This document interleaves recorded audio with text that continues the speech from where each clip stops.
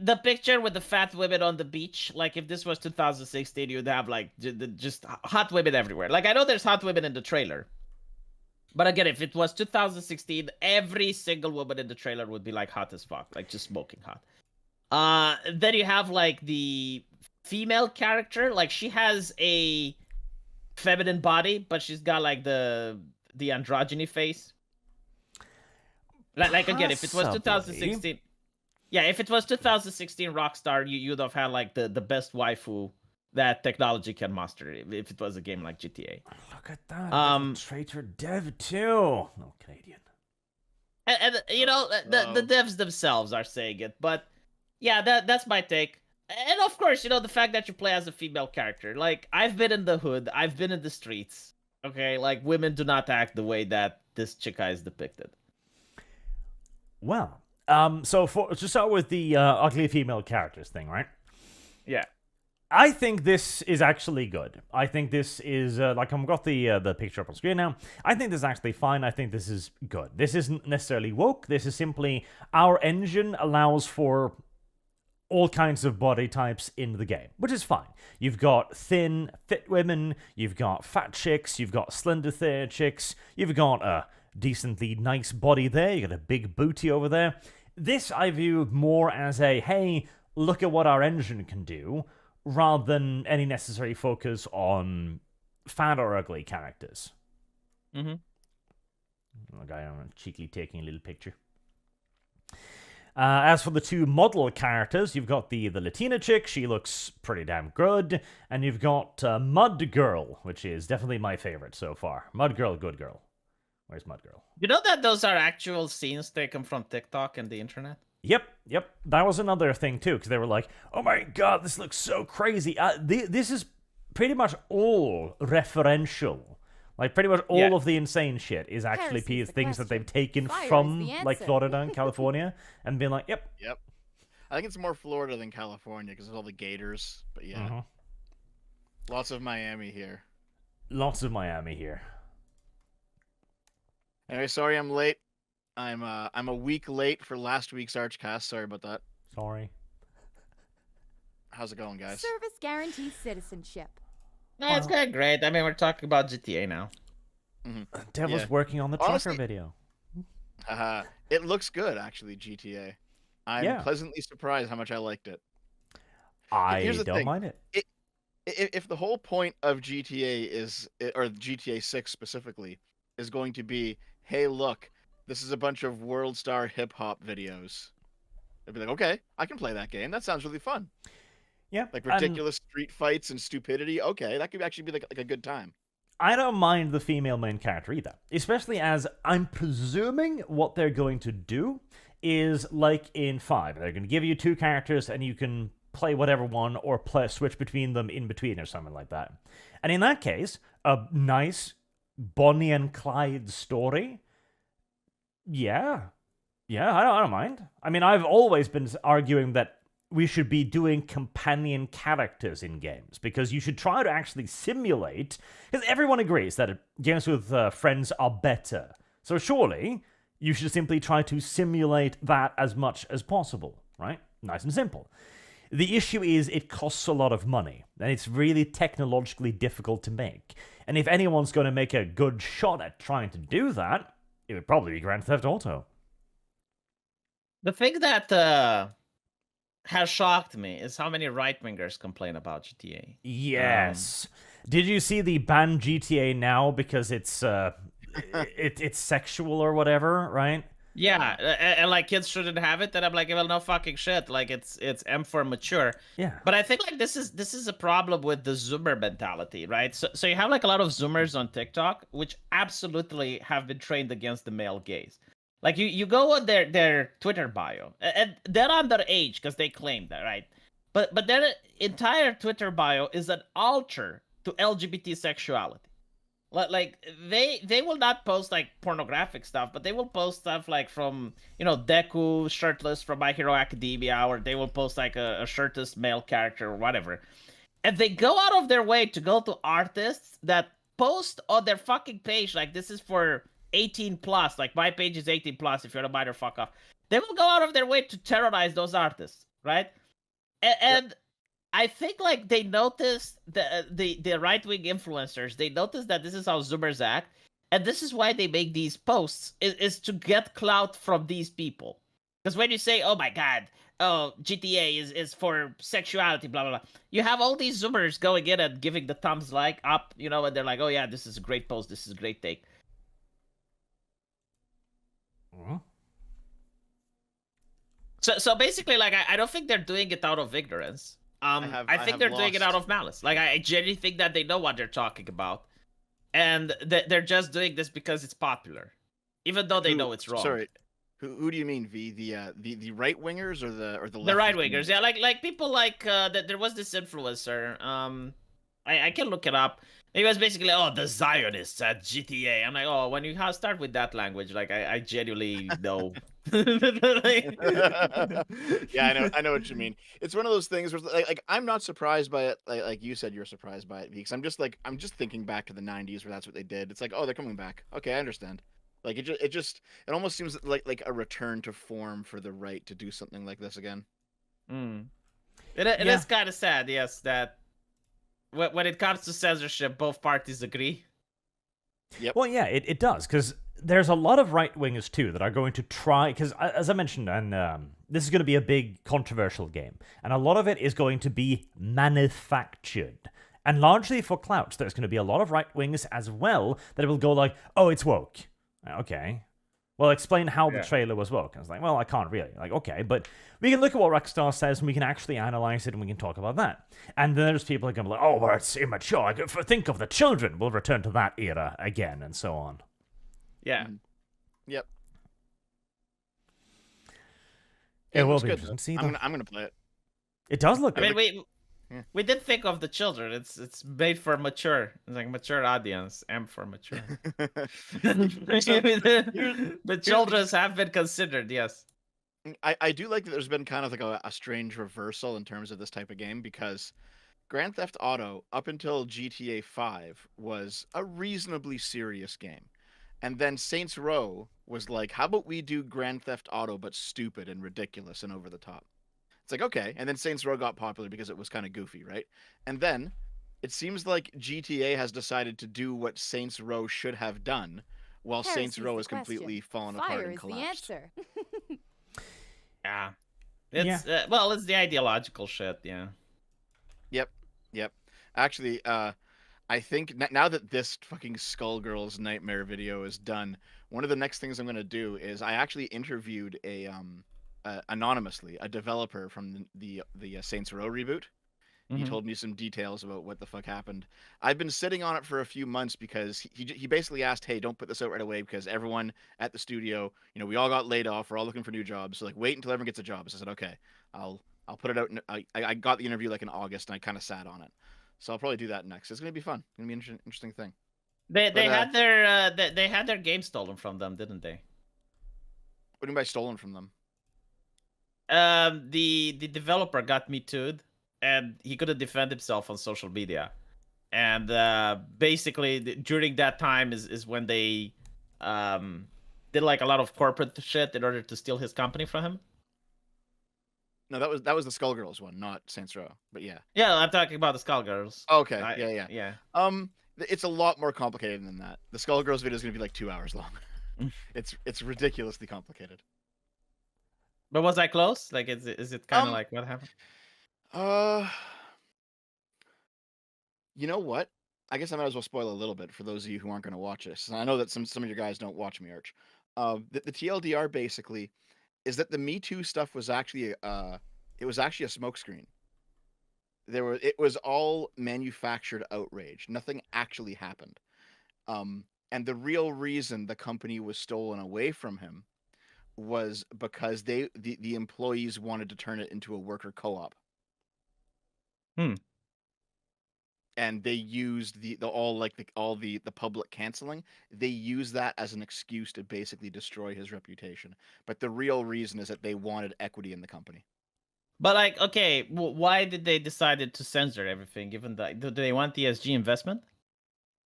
The main reason they decided to censor everything is because they all of the employees, they're basically done with Skullgirls. They don't really care about it anymore.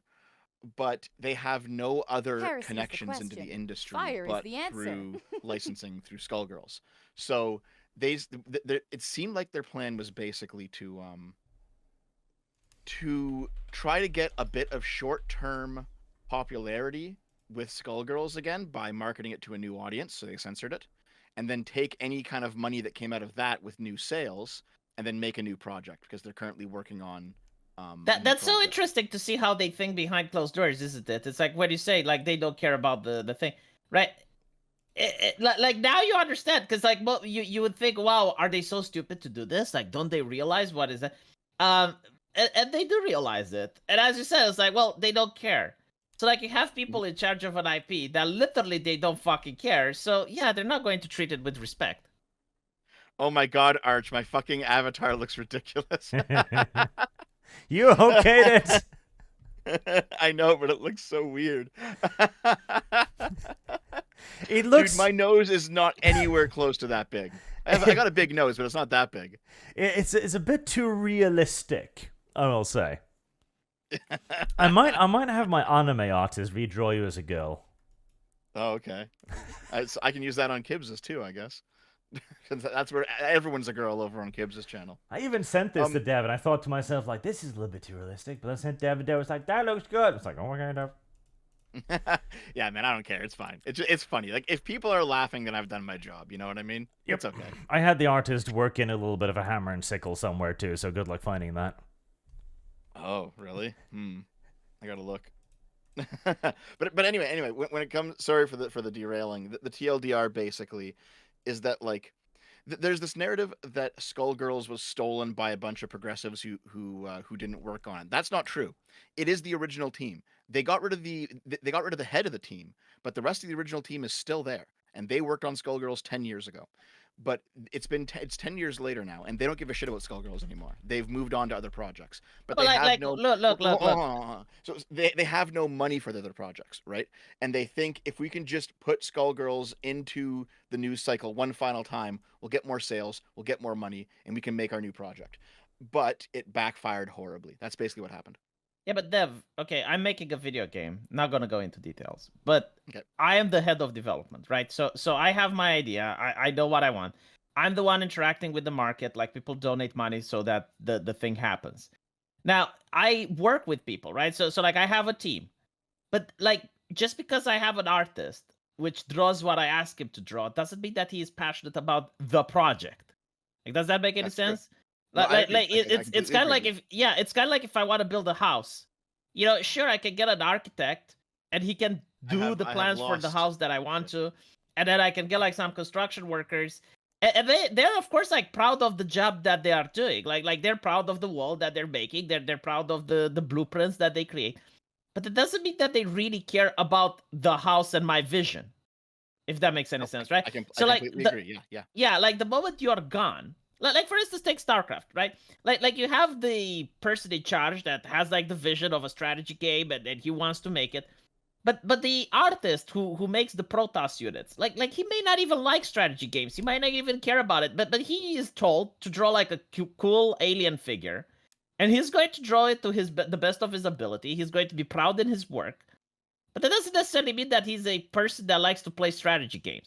So when you're telling me that Skullgirls, oh well, it's the same team, and yeah, like maybe it's the same team of people and artists that can draw and do the coding and everything like that. But if you get rid of the person that's at the top, that doesn't mean that, as you say, like they will care about the video game in question. So that basically, Skullgirls like had 3 original people. You had the original like concept creator, that was Alex It was a Ahab. crowdfunding thing, yeah. And then you had Mike Zymont, who was the original programmer, and then the original animator was Mariel Cartwright. Mariel Cartwright's still there, and she was one of the original 3. However, I did a fucking deep lore into Mariel Cartwright, and she is a piece Service of fucking work. guarantees In my opinion, she is citizenship. the reason everything fell apart. Hmm. But you have to wait for the video to see. Yeah, I'm not going to watch 2 hours, Dev. Make sure. No. Yeah, I'm not going to fucking watch it. What? Dude, like, how many times do you watch a 2-hour fucking YouTube video, Dev? You just gotta watch it once. You just gotta watch it once, man. Gotta watch We will see if Dev has made a good job of it. Anyway, sorry for derailing. I'm When it going to comes put to it Grand into Theft Auto ChatGPT to 6, summarize it. Ah.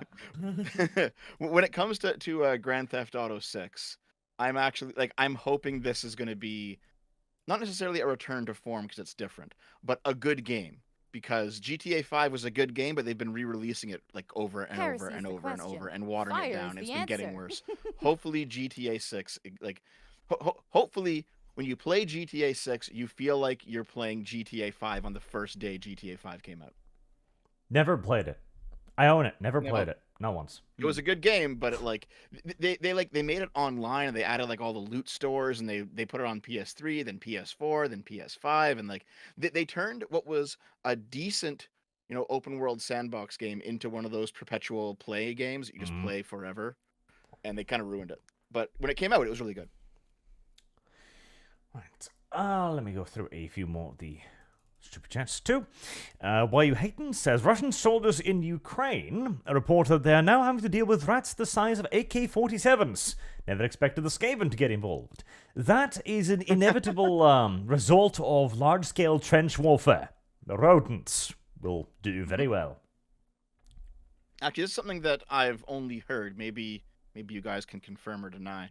But basically, the Russians they've taken ridiculous amounts of casualties, but they've thrown so many bodies at this war that they're actually just turning the tide by sheer number of people they've gotten killed. They probably have, but what people often also overlook is that Ukraine has probably taken as heavy casualties in terms of percentage as the Russians, because this is just a artillery war now, and nobody wins in an artillery war. Especially not the poor motherfucker in the trench. Santom says, oh, Dev is here. Guest stream will be 5 hours long. We can hope. Mr. Twisted Frenzy, Vice City was the first GTA game I ever played back in the day, and I love it to this day. That said, this trailer shows that this isn't 80s Vice City, it's modern day Vice City, which I do not like.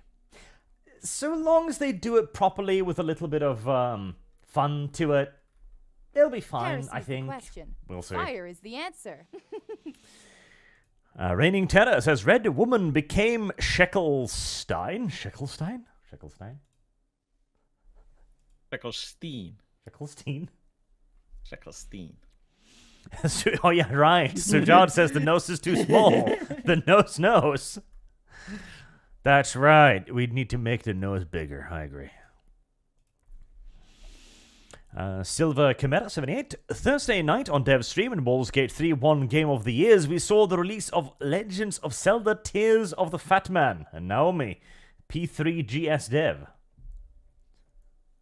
Okay, so Naomi and I had a bet, $100 for who would win Game of the Year. I said Zelda Tears of the Kingdom. She said Baldur's Gate 3, and she won. So I had As to pay was up only on obvious. stream. You know those things are rigged, right, Dev? Yeah, but it should have been rigged in my direction. Well. Papa Tut says, I'm late, so I'm gonna speed this. Your cast last week would have gotten Yeeta for sure. What the fuck did Kips do to get a YouTube bunk? And regardless of the reason they stole what I paid for in Skullgirls. F them. Agreed. Yes, last week's stream got Yeeta for good reasons. The worst part of the Skullgirls thing is the fact that they changed the art book. Because that's like concept art. And they're just like, well, fuck you. We're going to erase what we made, 11 years ago that got really popular. It's not only that, man. It's like calling your fans pedophiles, right? Like it's the new racist and sexist trope where they want to co-opt video games. And they will say, well, all these video game characters are racist and misogynistic. Right? So now they're going and changing the fan art of Skullgirls. Like, Skullgirls aren't even lollies. I think, what is the name of the one with the hair on the box? She's got, massive tits. Philia right? is 16, and she's the one with the massive tits. Okay, if your problem is that she's 16, fucking change the lore and make her 18. Like, what is that so hard to do? Right? What are the localizers? But it's not about 16 or 18. It's literally about the fact that it's an insult. It's like calling you racist for liking just sexy female characters. Yep. So here's what's really interesting. I remembered this from back when Skullgirls came out, and I got confirmation of it for the video. A lot of people were calling Skullgirls pedophilic, right? And the developers, including Mariel Cartwright, I found her on an old stream saying, "This is obviously ridiculous, right? Like people are calling it pedophilic, they're calling it sexist. This is fucking stupid. You guys are insane, right?" So I got her back then saying that. But now they're saying the exact same things, and the developers, the ones who were disagreeing back then, the same people are saying, "Yes, it is. We're sorry. We'll fix it." Yeah. It's basically because it's popular to say, right? Like if you want censorship, you just say that, and then it justifies the censorship. Yeah, It's not that they genuinely believe it's like. In 2011, it wasn't yet popular to say, so they actually fought back against it. In You know, it's 2011, actually Also, it leads very nicely into to another topic. Sony deleting purchased Warner Brothers shows from the PlayStation Store libraries because digital ownership is a lie. You know what's interesting? There's this video that I got on my channel. It's called like the scariest video of 2023, and it's got like this woman going. It's like, well, do you actually want to own your phone? Like, how many of you own your phone? Like, no, you just want the function of it, don't you?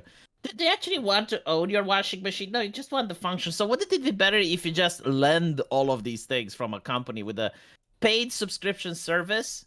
Oh yeah. Oh V. Yes, I saw your video on that. But also that reminded me of my my Google Stadia video, because one of the people who was posting on the Google Stadia Reddit when Google Stadia finally died, they were saying nobody should be allowed to have their own graphics card. It's much more economical to just have everything in one unit. It's what they're pushing for. It's the same idea. Basically that in the name of centralization. Environmentalism as well. Yeah, environmentalism, but also centralization, which in their view leads to efficiency. People shouldn't own things; they should just rent them, and they should be fungible and like exchangeable. Yeah, there's like a whole philosophy of it. And you're thinking about it, that it's like in a world where corporations were benevolent, maybe, but like we're talking about. Imagine like if Amazon just takes away your license to use the washing machine, or if you can't make the monthly payment for the washing.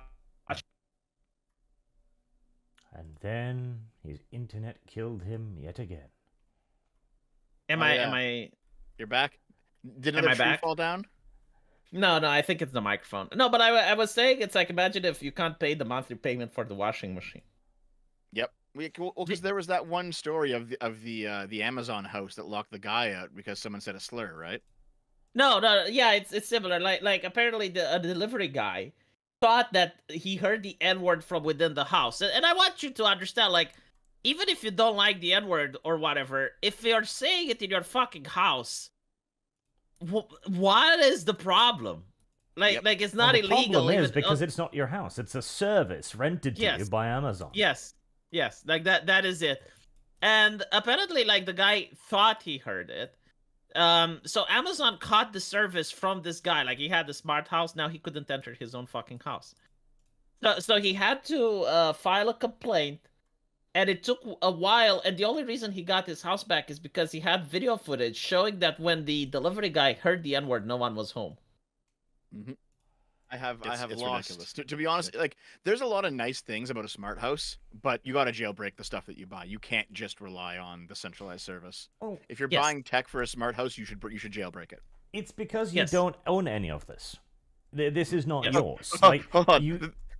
Hold on. The chat. The N-word is coming from inside the house.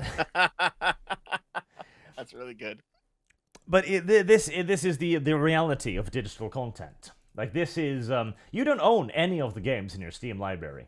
Not a single one of them. According to Steam's user agreement, you are renting them. They can take them away at any point for any reason whatsoever. Now, that is in part allowed because Steam needs to be able to ban people that cheat, for example. So it's kind of a let-live scenario where we go like, okay, we understand the legal reason why you need to do this, just don't abuse it, all right? Yeah. And Gabe's not going to abuse it, it seems. He seems quite... But the next guy... The next guy, yeah, that'll be the problem. Next guy might. And what Sony is doing here, like, this is getting normal people caught in the crosshairs between two companies. Because Sony bought this from Warner Brothers, Then the license agreement ran out, and they didn't renew it, and so now they are going to take away programming that people have actually paid for already, that they own, and they're just going to remove it from their accounts unilaterally, one-sidedly. Heresy Yeah, is the question. I mean, Fire is the technically answer. they can, but the EU has already. So there was like this guy on Steam, and he said a slur to one of the Steam devs, not devs, sorry, the moderators, and they deleted all of his library, right? Like they banned his account. Now this guy lives in Russia, and in Russia you have like this organization that exists in the EU as well, which guarantees consumer rights, right? So it's like a team of lawyers that's paid by the government, and you just go there and you file a complaint and you say like this company has violated my human rights, and they will sue on your behalf. Like you don't have to go to the lawsuits, you don't have to do anything. It's paid for by the government. And again, like this team of lawyers have like big cocks just wanting to fuck with corporations. Like that's their thing, right? So they go, they use that, and basically the Russian government's use Steam, and he gets his account back. The same thing is in EU. So I'm curious, like if anyone is going to sue Sony over this. Because again, like all they have to do is to go to an office, they file a complaint, and that's it. It Like depends. It depends if your Yeah. nation does have a consumer rights organization like that. Does it yours? I mean, most in the EU have, from what I know. Norway does, yes. America doesn't, because Yeah, America's America a very- doesn't, but like we're talking Yeah. about the EU, right? So like Norway yeah. does. I'm pretty sure like Britain does. Canada kind of don't- does, but it's pretty weak, to be honest. Yeah. So technically, like if anyone does that, like they may actually sue Sony, and Sony may be placed in a predicament. Like they may have to give the money back, or because that's the thing, right? Like I am willing to understand the situation. It's like, okay, you got your licensing like rights revoked. Okay, fine. But why not? You're not giving like, I don't know, like 3 months guaranteed Sony Premium bullshit, PlayStation Plus membership or whatever. Like give the people that lost stuff. Like how many people even bought your movies? Not many. Just give them something in return for their loss, and an apology. My whole reply here is just pirate it. Just fucking pirate it, dude. Yeah, but that's not the point, right? No, I Like, know that's not the point, but like what you can do is like right now you can pirate. Service right? guarantee. How Yeah. can you citizenship. pirate an online-only service? My problem is that this is where it's going, right? Like, I don't give a shit about, like, some 10 chuckleheads which downloaded some movies from Sony and now they lost their movie. It's not about that. It's the principle. I have It's lost. like we're moving shit. towards a centralized digital economy where you don't own the software that you buy, right? So when that happens, things like this has to be punished. I agree. But if they don't get punished, you should pirate it, right? Like I'm giving individual advice here specifically. I don't like where we're going either. But if we're going there, then fire up the BitTorrents, guys. That's what you should do. But like if the game is online only, Dev, and you need to be logged on to PlayStation to play it, like give me a PlayStation, a Bloodborne. I think, Mhm. yeah, is that piratable? I think so. I think at this point you can emulate it. You can emulate it, but like if it's a new game, if it's something that just came out, and if it's multiplayer only, I mean, yeah. I mean, I agree with you. Like, I'm not gonna because that's argue where against it's going, right? Like you have single player games that are multiplayer only. Like you need to be logged into the cloud in order to play them. Like that's where everything is going towards. Like I want you to understand, when I grew up and I was playing something like Minecraft, okay? If I had, like I used to have like one executable on my screen, and if I double click that, and another kid halfway across the world would do the Service same, guarantee we were online citizenship. and we were playing together. No supervision, no chaperone, no nothing. Now, if you want to play it, you have to start the Microsoft account. Some of these accounts even ask for your phone, right? So now in many countries, like your phone is tied to your ID. Then when you log on, they supervise everything that you talk. Like they monitor all of your speech, everything you say, right? And this is the new standard. Like everything is supervised, everything is controlled. It's like the Soviet fucking Union on the internet. Yep, I completely agree. I mean, but in the absence of being able to change it, the only thing you can do is just, use community-built workarounds. The problem This is that in also normal. why we need to this needs to be a legal issue, because we can't do anything about this. This is there's absolutely nothing you or I or anybody can do against this. And even if we go to the government and goes like, please sue them for me, even if they get something done there, that is only one step. Like, there needs to be a legal precedence here. Like, we need to actually create a set of legal frameworks that says that no, if digital content is going to replace physical content, then you need to have the exact same ownership rights over digital content as you have over physical content. So here's the issue, right? Is like the counter argument to that is going to be that, well, the corporation cannot be expected to provide the product to you in perpetuity just because you own it, right? That's gonna be the argument. Then don't do digital stuff. Yeah, that if you can't guarantee that, don't do it. Like, Because, if you cannot legally provide the product, you are not allowed to provide the product. But not only that, it's like let me understand though, because let's say you buy like a movie like on a DVD, right? And you keep it in decent enough shape that in 500 years it still exists and it's been passed down through your family line, right? So you still have the property, it still exists. The idea is basically that all property eventually degrades. So it's just the way the world works, right? no, I'll tell you how it would be fair, right? If you can download the stuff. Heresy's the question. So like, for Fire is example, the with answer. Steam, if the service falls down, I still have the games that I have and I can play them in offline mode, right? Mhm. So if you can download the stuff and it's on your USB or whatever, and the company gives you a warning, it's like, hey, we're going to shut down our servers in like 1 month and you won't be able to download stuff anymore. That's fine. Actually, I think Gaben at one point, he was asked like, hey, if Steam goes bankrupt and you have to pull the service, what will you do? And he basically said we would update Steam with the time remaining that we have. We would update Steam so that all games can be played offline, or as many as possible, and we'll announce it publicly and we'll say, listen, come download your games. Yeah. And then Steam will just work offline in perpetuity. You can't download them after the certain point, but if you have downloaded them, you can play them. You can just play Yeah. them. Like, That's it what- makes that's what he sense, said they would right? do.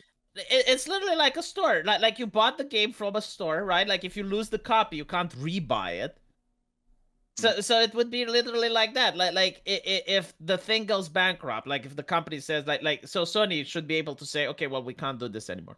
We can't provide these movies. They would be like, okay, well, if you download it on your console, it's there. Steam actually did that. I think there was a game, Anno, like the last Anno, said that we want to go on Epic exclusive, right? So if you bought the game on Steam up to that point, you could download and play it, but after that point, it wasn't available on Steam anymore. And there's Yep. a couple of games like that Steam's where, done that for a bunch of games, yeah. yeah, like if you downloaded it up until a certain date, it's yours. If not, well, you have to buy it from somewhere else. And I think like that's fair. So there's a super chat right here I want to answer. There's a difference between the laws of nature degrading physical objects and a company deciding you don't own your property anymore, Dev Yukami. Listen, I know I'm giving you their argument. I'm not that's not my argument, all right? Basically, the company would say, well, you don't actually, own property in perpetuity because it degrades. So just view the, me not offering you the thing you bought anymore as like a degradation of property. It's like, well, no, because it's not the same thing. But that's the argument they would make, basically, is that you don't actually own things in perpetuity because nature takes them away from you. It's a dumb argument. I linked that. I linked a new thing, Arch, and basically this is from 6 months ago. I only learned about it because of Star Trek, because I'm a Trekkie. But basically, they pulled a Star Trek show and a few other shows off of Paramount Plus, and they're just gone. You just can't watch them anymore, right? And it's like, well, no one wants this to happen, but this is why you should be pirating stuff, right? This is why you should be backing things up, and you have a copy local to you that you can watch whenever you want, because they're not selling DVDs anymore, No, I know, but if they crack down on the N-word, they will crack down on piracy. Like in the beginning, it was viewed like it's impossible to accomplish. But the more control they have on the internet and the more centralized it becomes, I do think eventually they will be able to crack down on it as well. I They don't think so. I think No, they there will always be somebody else who reroutes with a new technology or a new idea. The pirates will always stay one step ahead, I think. No, they won't. Sure they will. No, they will not. think so. This is a question of knowledge. When, Like, not if. Yeah. already torrent sites are getting fewer and farther between. They're getting more difficult to host. They're having more issues finding places to host. It's becoming more expensive with server costs, etc. And there's simply no comparing the Service resources. guarantees Like, citizenship. eventually, ad blockers will be eradicated of YouTube. It's going to take a very long time. It's going to be a long-term war, and maybe YouTube will give up on fighting it. But if the billion-dollar corporation that is Google wishes to do so, ad blockers will be extinct. It is a question of when. See, I don't know about that. I don't think I agree. I think that there will, even if they become very rare, there will always be people who will be working to counter but their they're effects, dead. and there will always be there will always be one step ahead. I think that's how it's always been, man. Therein comes Yeah. the plummeting IQ. I have lost. Well, it's also the fact that when we started, the internet was small, and most people were pirating. Like I remember in Romania, there was this prosecutor that went into the students' dorm in order to find if they have pirated stuff, and they did. But then the news media found out that the same prosecutor had like pirated version of Windows on his computer. So like everyone. My point is like everyone was pirating to some degree when the internet came out. Well, here's the but thing. but That's because people buy everyone from needed to understand things. Like, Yeah, but, pirating like, requires a certain degree of skill. It requires a certain degree of perseverance and a certain degree of technical knowledge, all of which are falling off rapidly. Yeah, it's true. the- The, the Zoomers main- don't know how to do anything outside their phones anymore. Well, there's like two problems. It's what you said. Like there was apparently this guy which wanted to host an event for kids, and I think you said the story, right? Where the controllers, like, he was wondering, it's like, okay, so kids are kind of short, like we need to put the controllers a little bit lower, and the kids just moved the controllers away and they tried to touch the screen because like they never used the computer before, so they thought that it's with the touch screen. Fuck.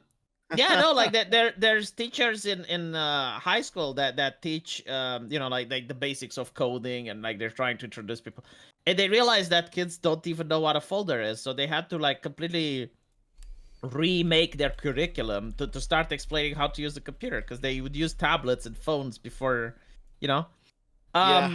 yeah. It's good. Man, not like, necessarily here's the- bad. It's just like technology advances. But my Oh, point no, is, no, it's bad. It's bad, V. It's actually bad. And here's why. I did a video on this, why it's specifically bad. Because at the very least, previous generations still knew about older technology. Like, I wasn't around when records were common, but I can still play a record. There's a uniqueness in what's going on now, and that they just know nothing, not even the basics. We are, unironically, like, we are heading towards the state of idiocracy. And a lot of it is because we are not teaching people how to problem solve at all. Like, modern day computer systems are so fucking simple, so incredibly streamlined, so incredibly basic, so incredibly user-friendly, that there is nothing to problem solve.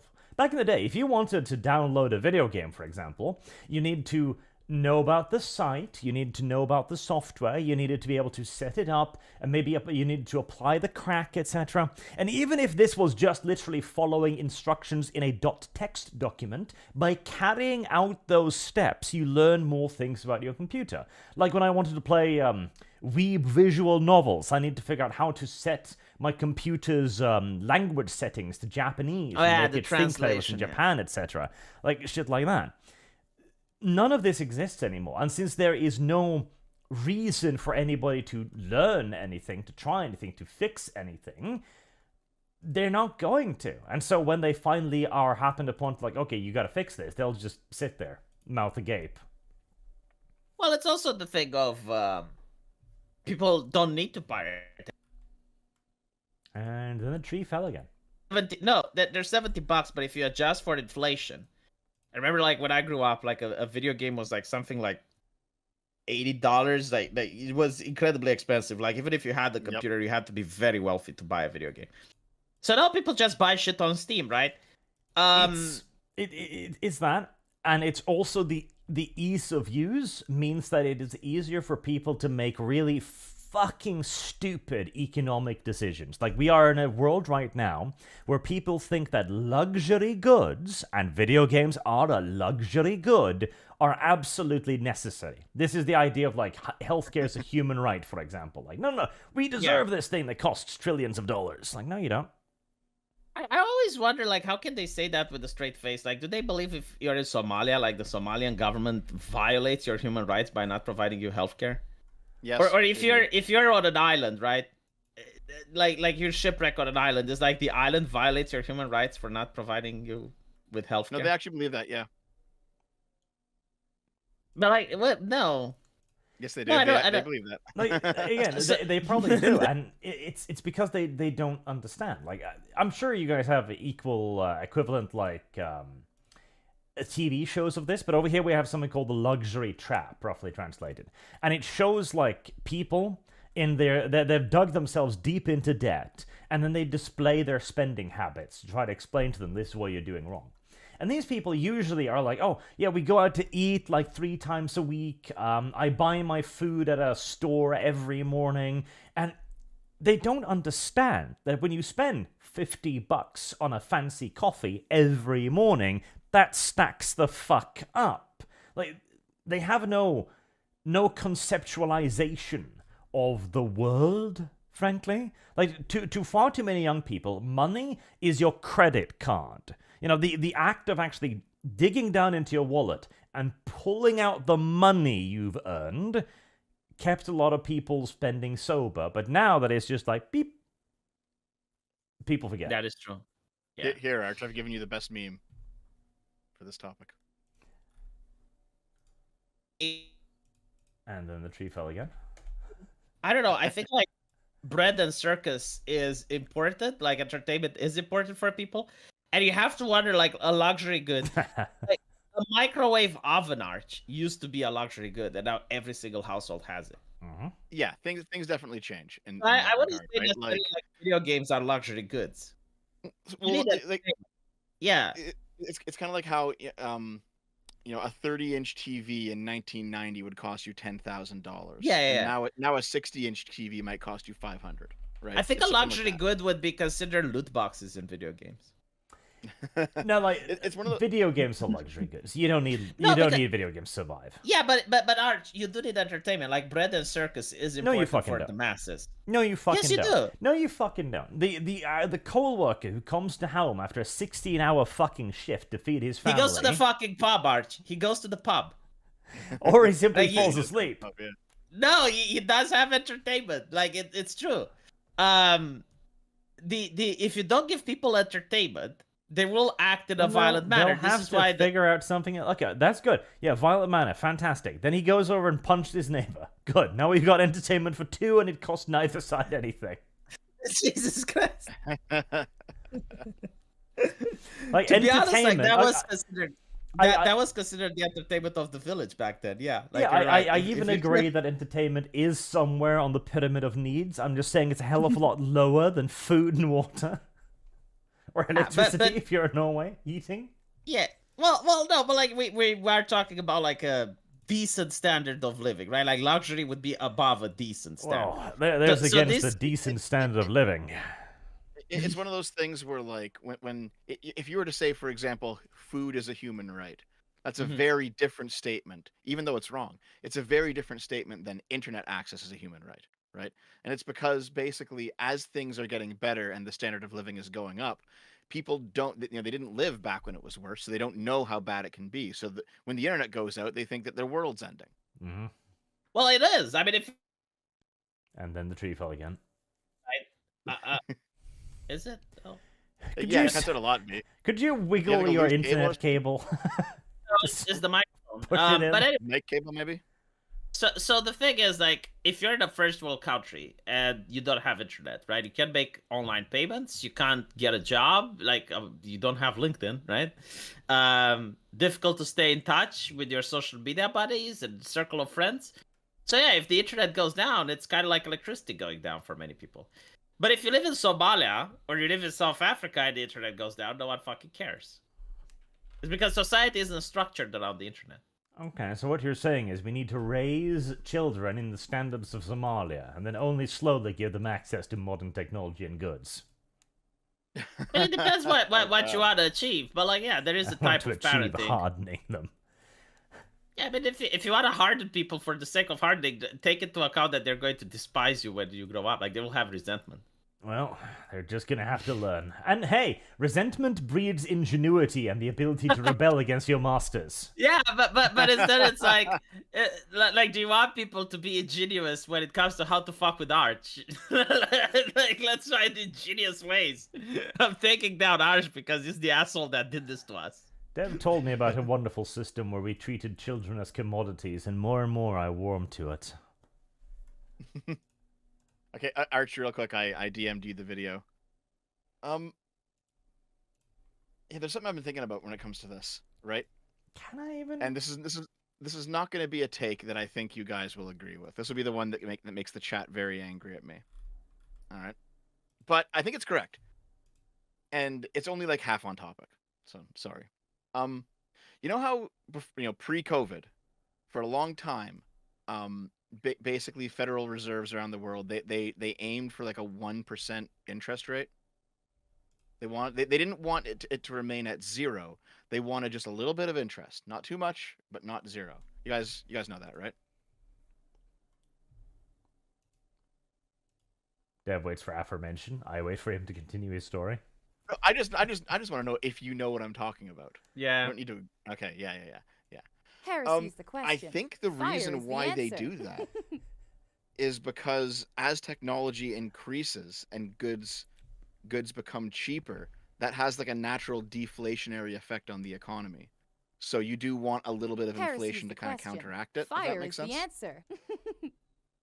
This is just an idea I'm thinking about. I don't really know much about this, but I'm considering it. There might be something interesting here. I got to think about it. Are you angry at him, chat? Maybe they might be.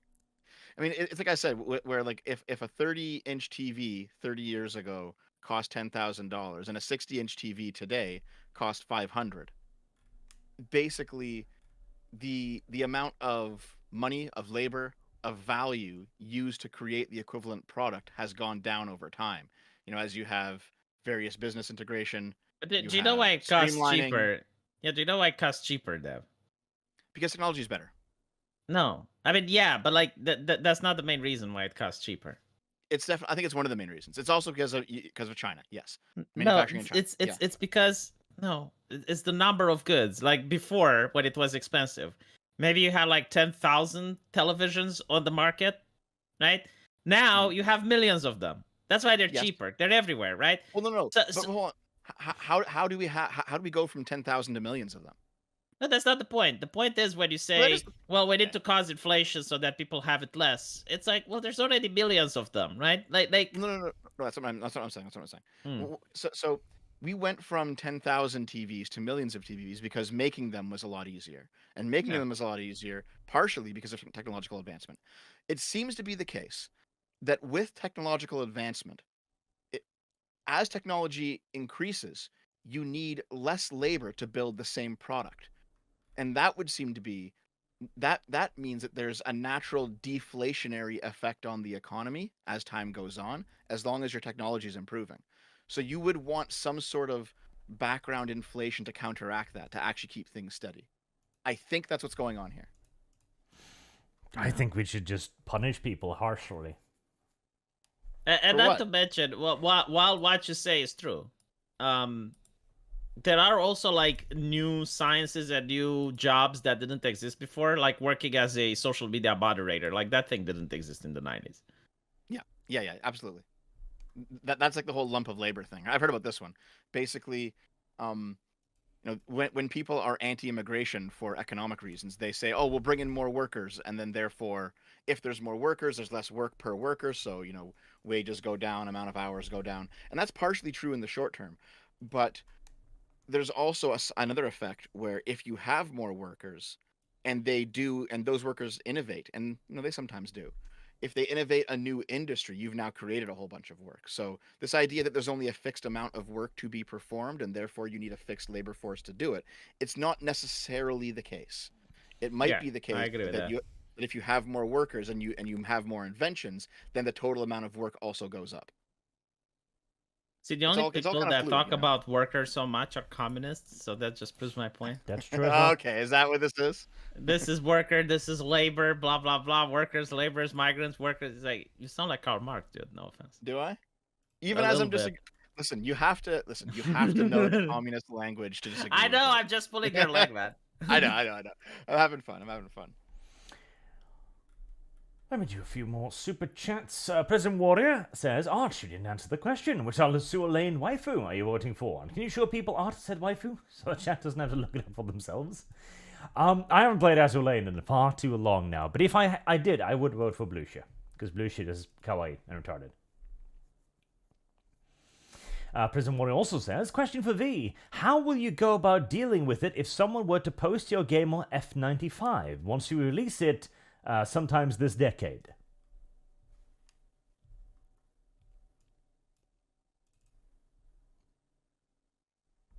Wait, was that for V? Yes. He ran away, didn't he? He screamed and then he ran away. Or the tree fell again. 1 out of 2.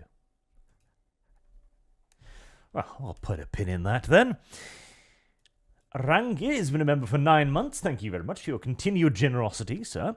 V proves he is mentally a zoomer. Can't even watch a 2-hour video. Skill issue. Yes. Artemis Fowl. So, Arch, do we have a result from yesterday's bidding war for the Navigator? We do! You lost, Buckymus. You were defeated, Buckymus. Chat defeated Buckymus and kept Navigator Waifu alive with $10. Buckymus is coping and I have seething over lost. this. Shit.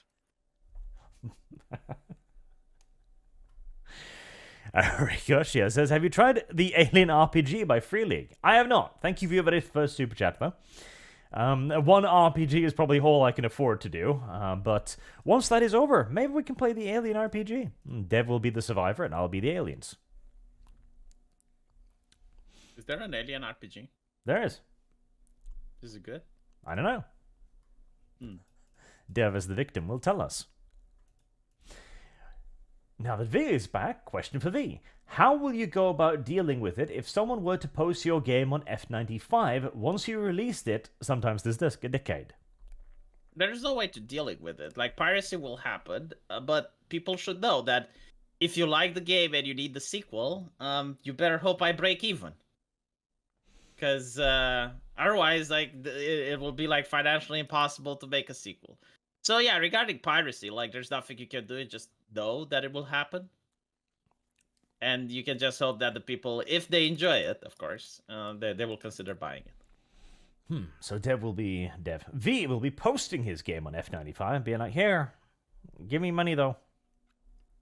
Well, it's around $30,000 to $40,000 to make a game. So, like, a lot of people don't realize just how expensive art is and commercial licenses are and stuff like that. So, yeah, I don't expect to make much of a profit, but I do expect at least to get, the money that I put in to get it back, so that hopefully I can make another game.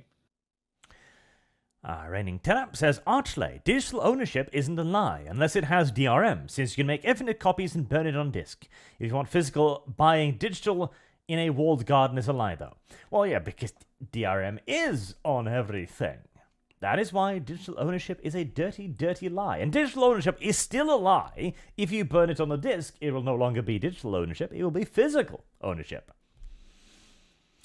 Poppetot says, a bit old, but do what you want, because a pirate is free. You are a pirate. Yar har fiddle-dee-dee. Being a pirate is all right to be. Do what you want, because a pirate is free. That's true. Wait, Arch, you didn't sing it properly. That's actually a song. I know. I don't care. Oh, okay. Drakus lit as if Goku dodges all attacks. He can't kill himself. Poppetot sends the same song over again. Dev, do you want to sing it? Nope. No one wants to sing. I don't like the most cringe thing is when you go to a party and you have to sing happy birthday. It's like, oh god. Listen, I'm not a VTuber. I don't sing. Same. I'll read it though. Do what you want, because a pirate is free. You're a pirate. Yahar fiddly-dee. Being a pirate is alright to be. Do what you want, because a pirate is free. You're a pirate. There you go. What says told me it didn't go through, so I tried again. Lol. Yeah, well, that's Is a rogue trader like a pirate, Arch? No. No, he isn't. It's more like a lord. Like Yeah. you got your little empire and shit. Yeah. He's more like a conquistador, if anything. Oh my god! Like now that you put it, it does sound so fucking good. Yeah. Thank you, Archie. You actually opened a new immersion for the game for me. I'm a fucking I will conquer alien tribes and shit. Burnson says there's a difference between the laws of nature degrading physical objects and a company deciding you don't own your property anymore. Dev, you communist. That's true. Okay. Listen, I will. Blah, blah, blah, blah, blah. Right, we need to touch upon this ever so slightly. Okay, just slightly, because we've got a way to attack our fellow communist Dev today with by attacking him using another communist who recently went through a little bit of a heartbreak. We do have to briefly mention Destiny. Oh.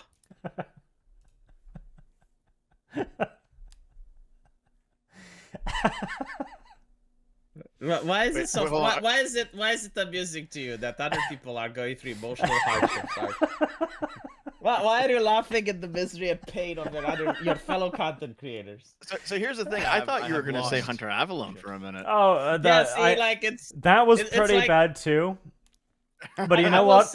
I consider hiding behind your bleeding girlfriend from the gunman to actually be slightly less bad than this. I will no say this. Fucking way, Arch. No. Listen. Okay, you get cheated on because you have an open relationship. Okay, that's obviously ridiculous. You shouldn't have done that. That's stupid, right? But yeah, Hunter Avalon. There's a gunman at his house. He hides behind his girlfriend who's already been shot. That's inexcusable. Look, I will say, like, I don't want to make moral judgment on this because I'll get canceled. But what I do want to say is that this week, open relationships took an L. I mean, when it's getting to the point where you're talking about like, oh, did you see what happened in that open relationship? And I'm like, which one? I get the feeling. I get the feeling it's like I'm back in 2016, where there was like a terrorist attack, and I was like, which one? You know, like someone would come and it's like, oh my god, did you see how many people died in that terrorist attack? And I'm like, which one? Which like, one? was it? Yeah, no, because like there were like 3 or 4 happening at the same time, and it was like, which one? And it's the same here, right? Like you're talking about like, oh my god, did you see that content creator? Like, what happened? Like it was due to the open relationship, and I'm like, which one? Because I genuinely don't know. Like you have to be more specific than that. So, hold on. So someone in the chat is like, thing. Yeah, go on. So someone in the chat is like, how long until this happens to Dev? My relationship isn't open. You. Yeah, fucks. no, he keeps a leash on his woman. Actually, he should, or she keeps a leash on him. But same results. Who's next though? Vosh? Like, is he in an open relationship? I don't think he's on anymore. I think the ogre left him. the ogre vacated the premises. There's also the you know, every now and then, I will put it like this. Hold on, let me see how I can put it so that it's within TOS.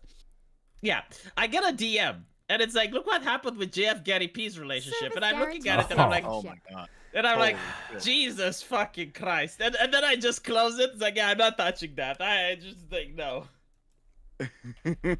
I also want to point out though something very important to remember in the midst of all of this. All right, perhaps the most important thing to remember is that JonTron is still happily married. That is true. It's fucking true. Oh god. Like Destiny, you won the debate, but at what cost? At what cost? So, god damn it. See, I agree with V, right? I shouldn't be laughing. It's cruel and unusual. It's mean. I know. But there are two, like the Hunter Avalon thing, I'm not going to touch too much because too much is up in the air, whether or not, if it's factual, like what happened, etc., the complications of it. Whereas the Destiny thing, there's no shooting involved. It is simply a guy who had an open relationship with a girl that was too hot for him and was repeatedly cucked. Like, this is not a good idea. This is a terrible idea. This is the worst idea you could possibly conceivably have. It's a bit different than that, Arch. It's well, a bit no. different than that. One Arch. final point. One final point. Okay, go ahead. Dev, let me ask you a question here. Okay. How long do you think it takes to get permanent residency in the United States if you are the spouse of a U.S. citizen? 1 month. I'm gonna assume 2 years because that's how long they were married. Yes, correct, Dev. It's exactly as long as their marriage lasted, Dev. Fuck. Isn't it like what was it that red hair chick on Twitch, Amaranth? Like, didn't she do the same? It was Alinity, not Amaranth, but yeah, Alinity, yeah. they're pretty interchangeable to be honest. What is the So- difference between them regarding content? Let's put it like this. Okay. One of them throws cats, the other one doesn't. Didn't she have like the cat with the stako coming out of its ass on camera, and she I threw think it something away? like that. Yeah, something like that. Yeah. Okay, when it comes to the Destiny relationship thing, what I do know, because I know somebody who knows him in real life, and so I asked. Why about it. do I was you like, know someone who? Oh my fuck. So I asked him. I was Okay. like, "What's going on here?" So basically, they had the open relationship, and it's not like he was just like getting cucked and crying in the corner. He also had a lot of play too. He was fucking other people a fair amount too. What ultimately ended it for them is that he has spent the last year trying to set up some sort of like Lotus Eaters-esque, podcast business, office with a studio kind of thing. He's been putting a lot of time in that, a lot of money in that. He's completely neglected his relationship. And so she ended up getting kind of lured away by a guy who has no job and no money and can just spend all day talking to her and being emotionally available for her. Who, by the way, is also a fart fetishist. I showed you those logs. I saw in the that. stu- Yeah. Yeah. That was Yeah. very interesting. Yeah. But And he's like, also a fart fetishist. is she going to take half of Destiny's shit? I don't think so. I think a prenup. Nope. They do not. They They do not don't? have a Oh. prenup there. Nope. No, they do not. No. So, Nuh-uh. yeah. Is hold it possible on. in that case? Hold on. Is it possible go ahead, that, sorry, like, sorry. like they talked about it, and Destiny is like, okay, so this is a woman from another country, and like we can have like an open relationship type of thing and a marriage and blah blah blah, and he was not as emotionally invested into her. Like, is that a possibility? I don't know. Maybe. I don't think so though. However, I think those fart logs have been made public now, Arch. If you want to bring them up from the secret chat, you can. They're a little bit disturbing, Arch. They're, Hold on. I have I've got a much better idea here. I'm just gonna find a nice the picture of a flatulence. Stolfo to put up on screen. like the flatulence isn't really something that I want to see, but There we go. If you know, you know.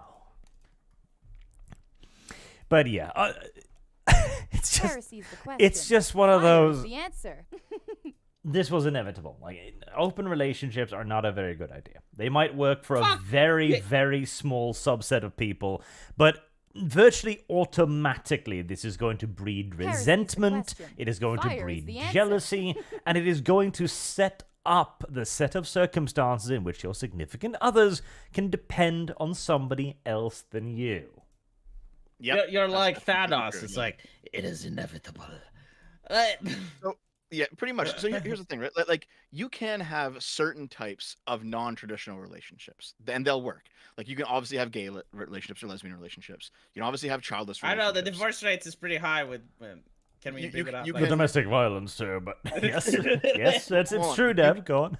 It is. But you can also have, for example, you could have committed like three-way relationships. Those do tend to work out more. You than can open have Islam, inshallah. Yeah, you can literally have Yeah. like 4 wives if You- they're oppressed enough by the Yeah, government. so long as know you've that. got a- I don't- got a no, belt. I don't So mean it long like as the that. government I don't- oppresses I don't them mean and they it like can't leave that. the house. Yeah, Hold no, on, hold on. I agree. No. Yes. No. I don't mean like that, V. What I mean is like if there's at least some type of sexual exclusivity, even if it's between, let's say, 3 people instead of 2, where they only sleep with other people within that group, that is more stable and it can work.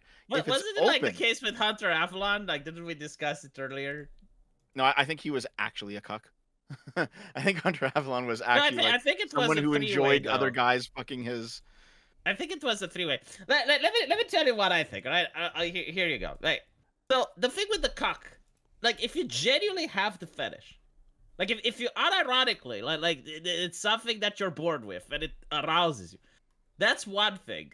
But if you're like ideologically driven, like if you allow the woman to convince you that actually it's empowering for her to sleep with other men and it's equality and shit like that, and you don't have the fetish, situation, yeah. you don't have the fetish, but you don't have the strength to impose yourself either. Like you don't have the moral conviction and fortitude to say no. Like hold on a little bit. Like I don't want to put up with that.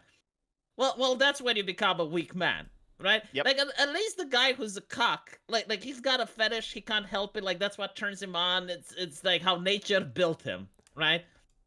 But we're talking about something less than a cock, like something lesser than a man. It's the person that has been ideologically persuaded that allowing his wife to fuck other people actually makes him feel alpha because the woman is always going to come back to him. Yeah. And by the way, like I understand the Islam idea. I'm not talking about that. I'm talking about like, you have you're a straight guy and you have two girlfriends who are like bi and they're with you and they're also with each other. Like that can work out. It just depends on. That probably can't work out either because the government isn't oppressing them, Dev. Yeah, like you need the oppression from the state. They need to believe that Allah is upset, right? Like that's. Arch, what is it with that anime girl? I'm pretty sure that there's something that I don't know that I should. Yeah, because it's not an anime girl. What is it? An anime boy? Yep. Yes. And does he fart? Nope. But he does bang all of the protagonist's wives. Oh. And also the protagonist, to be honest. Oh, that too. There you go. Yeah. but no, basically, like the problem isn't that you have multiple partners because you can do that in a closed way. The problem is that is that it's open, that you just fuck anyone. I have lost. Like, that seems to be what causes the downfall of all of these like strange relationships. I think like most of these relationships, the problem is that they believe that every single tradition and rule needs to be broken. And when you have that mindset, you're not going to be able to make meaningful relationships with other people. Yeah, I think so too. It's one of those things like this was the main takeaway from what was the name of the book? It was a Dostoevsky book. Oh, Crime and Punishment. Right. Basically the protagonist in that book, he was extremely intelligent, extremely well educated. He came from a good family. He understood a lot of things, and so he basically believed that he could through the force of his own will rationalize doing something that was bad because he was good, and it basically drove him insane, right? And you see a lot of that on the left, where it's like, I can do this evil thing because I am a good person and I have a good motive, and I want to do something good with whatever gains I will get in an evil way, and they do it, and it just like it ruins them psychologically. And a lot of that you have, let's say, the 90 IQ peasant who doesn't understand anything, but he knows his traditions, and he's like, well, I'm not going to do that, and he ends up living a better life. It's what I'm saying, right? Like, 'cause there's two types of people. There's the people who don't understand like the 90 IQ, and those are like, well, my grandfather did it, it worked for him, so I'll do it as well, and it works for him, right? And he doesn't understand why it's working, but it is. Then you have like the educated university graduate. It's like, oh, all traditions are bad, all traditions are stupid. I'll do it my way, and it doesn't work for him, and he doesn't understand that he blames the government or he blames society. Mm-hmm. And then you have like the very educated philosopher, and he goes like, well, traditions are usually set on this philosophy, like it's set on stoicism, it's based on this, and the ancient Greeks figured it out, and this is why it's working. So he's going to follow traditions because like he understands them and he knows why it's working. And it's like the meme where the dumbest person and the smartest person actually do understand it, and then you have like the person in the middle that's like medium IQ and they don't understand it and they have miserable lives. Yep, that's exactly what's going on here. Well, enough bullying for now, cruel as it is. Arch, like when you play a video game, right? Like, and you have the person in the front that's taking the damage. That's the tank, right? But the person hiding behind the tank, like, it's supposed to do DPS or healing. But if the person behind the tank isn't doing shit, then what are they? That was a tortured metaphor, Dev. V, that is whoever you are. moral support, or like, how would you call it? Neither. Do you think he was casting the spell called the police? And it takes like a channeling time to cast Avalon. it. Well, he was calling the police, yes. Yeah, so it was like a mage, like he was channeling spell, call the cops, and it takes time to dial. I don't know about that. But Artemis Fowl says, Dev, leave the multi-billion-dollar company alone. I wasn't even defending them, you fuck. Dev is becoming more left-wing by the day. He's 07 says, why not try communism? I hear it's never been tried before. Yeah, Dev. I think he was the bard, Arch. I think in have this lost. world he was the bard. Shit. Like he was casting inspiration. Dracus Luther says, if someone put my game on a pirate site, I would be happy. More people got to experience my game. It is about the art and message, not the price tag. Yeah, there's like a weird. It's a very general rule, and it doesn't always. But at very broad strokes, if you don't pursue money and you just pursue, what is good, money tends to come. It might take some time. Might not be as much as you wanted, but you'll get some. Yeah, I agree. He also says, well, I'm going to make the art, coding, and music myself. V is too lazy to make it all himself. Can't even learn to code. What is he? Games journalist? Ugh. Why Hayden says, yes, dear Dev. I'm sure the hotel cleaning ladies are innovating. That's true, Dev. I'm not talking about them, right? Yeah, we're going to replace Sometimes those with robots. Hold on. Sometimes you get an immigrant who innovates. Sometimes you get an immigrant who comes in and takes a lower level job, and then the person who is in that job gets a different job, and then they innovate because they're in a new position. I love the fact that Dev is talking about the scholars, the doctors and engineer immigrants that are coming Hold in on. and they're creating innovation. I just said that sometimes they don't. V, I'm not just talking about them. Just sometimes it's not the Listen. overwhelming amount, right? Like this. Don't worry. Is like when people discuss immigration, Dev, and Heresy's the they're in a negative Fire light, is the they're answer. definitely talking about the academics that are flying in from Japan. Like that's the one that they have an iron with. Yes. So here's the thing, right? Is that like Canada, despite our reputation as being quite lefty, we do have a pretty strict immigration situation. Like, if you're not a legitimate refugee from an actual war-torn area, it's pretty hard to get into Canada. Like, you have to have a degree, you have to like have a job lined up. Like, it's pretty tough to come to Canada. So a lot of times when you see an immigrant to Canada, they actually are like a doctor or something. Now, I also understand that this is not the case in Europe right now, so I get Do it. you know right? what's the most hilarious thing about immigration? Have you seen Lords of Rings of Power Plus Privilege? You mean the show or Yeah. Heresy's the Yeah, the question. show. she's- yeah. You Fire know, is like the they answer. have this thing where the Numerians are trying to kick out the elves because an elf doesn't sleep, an elf doesn't, lives for hundreds of years, and he's outperforming everyone at their task. Mhm. And those people are viewed as evil for suggesting that. Yep, I remember the show. It's funny that the art. watched it together. Yeah, do you know it's funny because the same writers, were complaining that AI is now taking their job, and an AI doesn't sleep. An AI can live for hundreds of years. A human being cannot compete with an AI. Robot rights, dude. That's how it's gonna be. But Unironically, like on the if you can topic make a of the robot... the doctors and the engineers, I remember seeing a meme recently where the Chad-faced man goes into a bookshop and goes, "I'd like a book about African inventions and innovations, please." And the book lady goes, "Sir, we don't have that book." And he goes, "Ha ha ha, I know," and leaves. Jesus. But it's interesting, right? Because the social media search engines, if you look for it, you'll probably find... You know where you find it? If you look for European inventions and stuff like that, that's where you find it. Like, ironically, in Google, if you look for European art, you're going to get a lot of African art. Did you know that? Like, no, seriously, like, if you do the Google search engine, you look for European inventions, you're going to get a lot of black inventors. European art. Heresy's I the don't. question. Fire Unless is they the changed answer. it. Hold on, let me check.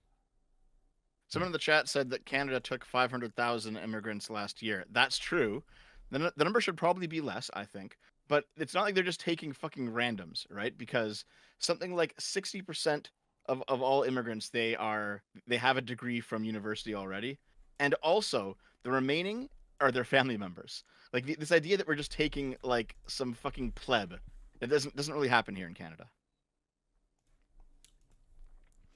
Short Red 555 says first Lauren Southern, then Hunter Avalone, and now Destiny. People, don't be listening to the Green Man of the Undead Chronicles. The Green Man? What do you mean? I don't know either. I don't get it. I do know that Lauren Southern's relationship collapsed like in the past year or so. That was like a public shit show. I'll give you this. Open. It wasn't open, but there's like a whole bunch of circumstantial evidence that she cheated on her husband with Destiny. No fucking way. Yep. Oh fucking. I don't believe it. Mm-hmm. But anyway, right? So the interesting thing about it is that some people can claim that even if they had a close relationship, it could still end up in divorce. And I think like that is a fair argument to make in favor of Destiny, but why make your life more difficult though, right? Like an open relationship is a lot more dangerous than a closed one. So like if you think a closed one end up in divorce, then an open one will surely end in a divorce. Gotta play it on a hard mode, yeah. Artemis Fowl also says, don't forget, Destiny didn't sign a prenup. She's taking half. Damn. That Lotus Eaters things you talked about Tim building, Dev? Well, it's gonna have a different name now. He's had the studio space rented for a few months, and it's just sitting there while he's trying to get things together. And then all this happens. That's gonna be rough. She's gonna own half the studio now too. Juggernaut Demon, I just want to remind everyone that the whole reason why they started an open relationship was because Destiny wouldn't stop cheating on her. That's not quite accurate. He cheated on his previous wife, and also previous girlfriends. He cheats a lot. And when he met Melina, she was in an open relationship with another guy, and he was the other guy. And so when they got together, they were both like, we should just do this and have it open. What could go wrong? Like, well, you know, considering both of your history already. I do feel like Melina Eaters is a better name than the Lotus Eaters in many ways. Melina Eaters? Oh my god. But when you say Melina, I think like Melina from Mortal Kombat, you know? Oh. Yeah, I guess. Artemis Fowl, donate $20. I say, Dev, where are you going to get your political opinions from now? The Destiny is too busy to stream, since he's going to be occupied as he's bent over a barrel by his ex-wife, as he puts it in real deep while taking half. I'll tell you the truth, actually, about that, Artemis Fowl. I've never gotten my political opinions from Destiny. I've always gotten them from Kibbs. Karl Marx. Do you know what really disappoints me? I got a lot of stuff from a guy called Slime. Like, he's a Japanese dude on Twitter. And yesterday I find out that they banned Slime Osama. And I'm like, why though? I have one Japanese friend. Just one. And they fucking banned him. I have lost. Good. I hope that Elon makes it right. Yeah, like they didn't even give him a reason. It's like violation of TOS. And I cried. I was like, Slime Osama. It's fine to get your political opinions from from Kibbs. Just don't make them your mathematical opinions, okay? What, you can't do math? In Dev's opinion, in Kibb's opinion, now you're confusing me because I'm trying hard not to just be Kib, because Kib is the normal reaction when somebody says something dumb. Now I have to concentrate. In Kibb's opinion, a 360-degree circle is a circle twice, so a circle passed twice over. Why? Because he's Gibbs. Dean Domino 25 says, Arch, remember, spite does not necessarily create innovation. Let's act the progs in industry, splitting their parents. Also, prenups don't matter, judges wipe their butts with them all the time, cause whammon. Do they now? That is unfortunate. Don't you think it's racist if he's Japanese and they nuked his account? Nope. Japanese are white. Yeah, but they nuked his account. That's what I'm saying in this joke. And Dracus Luther says, leftists push for endless inclusivity, unions. Rightists push for endless exclusivity, separation. You need a balance between the two. That's true. Okay, speaking of endless exclusion and separation between all human beings, I think we should talk about perhaps the biggest topic of the day, the single biggest topic. So we'll begin with this.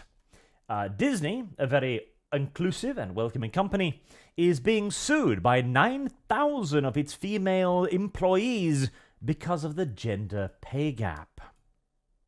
Good. Good indeed. Oh, good. You know what I love about this is like literally Elon Musk saying like they're doing evil while acting good. They talk about female empowerment and shit, and they fired Gina Carano the moment she's too strong I have for lost. them. Shit. Like she was stronger than the mouse. But Rachel Ziegler, you know, who goes around and shit talks the fans and goes like, "Oh well, the story of Snow White is so outdated, you guys. It's so boring and outdated." No, that gets promoted. That's fine. Like that's not controversy. And this is the largest lawsuit ever certified under California's Equal Pay Act. So this is specifically a Californian piece of legislation that is Disney getting hit with here. Yeah, isn't Disney in Florida though? They have businesses everywhere. Ah. As long as you can realize something. What was that? Okay, so back in 2021, when Gina Carano, like she was canceled, right? She was canceled specifically because she put a social media post up where she implied that being a Republican is like being Jewish during the Holocaust. That was the inciting event, right? But like, the left doesn't like the Jews anymore. That's what we've been seeing with Israel v. Palestine and all that shit. That's kind of no. It's like the Schrodinger Jew. Like within any other context, they like the Jews, but within the context of the Middle East, they don't. No, they're Schrodinger's whites. They're simultaneously the Schrodinger's whites as well. Yes, and yeah, then yeah. the Schrodinger's they're white oppressors and not white, too. depending. Yeah. Yes, and they're oppressors and not oppressors, depending. Like if you're talking about the Middle East, then they're oppressors, but if it's not, then they're being oppressed. Like they're like the quantum atom of intersectionality. They have like 4 forms at the same time. Oh my god. It's so fucking true, isn't it? It is. Yeah. It is so fucking true. Like I would want a person to debunk this. It's like, how can you be a university student and you're like anti-racist, but you're racist towards Jewish people, but like you're not racist towards Jewish people if it's not in the context of Israel, right? It's like how. It's one of those things where like you ask them, okay, we hate Nazis. Why do you hate Nazis? And they might say, well, because they're anti-Semitism. And it's like, well, you're an anti-Semite, so why do you actually hate Nazis? I think if they were honest and you could actually work down the logic tree, it's because Nazis do everything they want to do, but they're not in the power structure, and they want to be.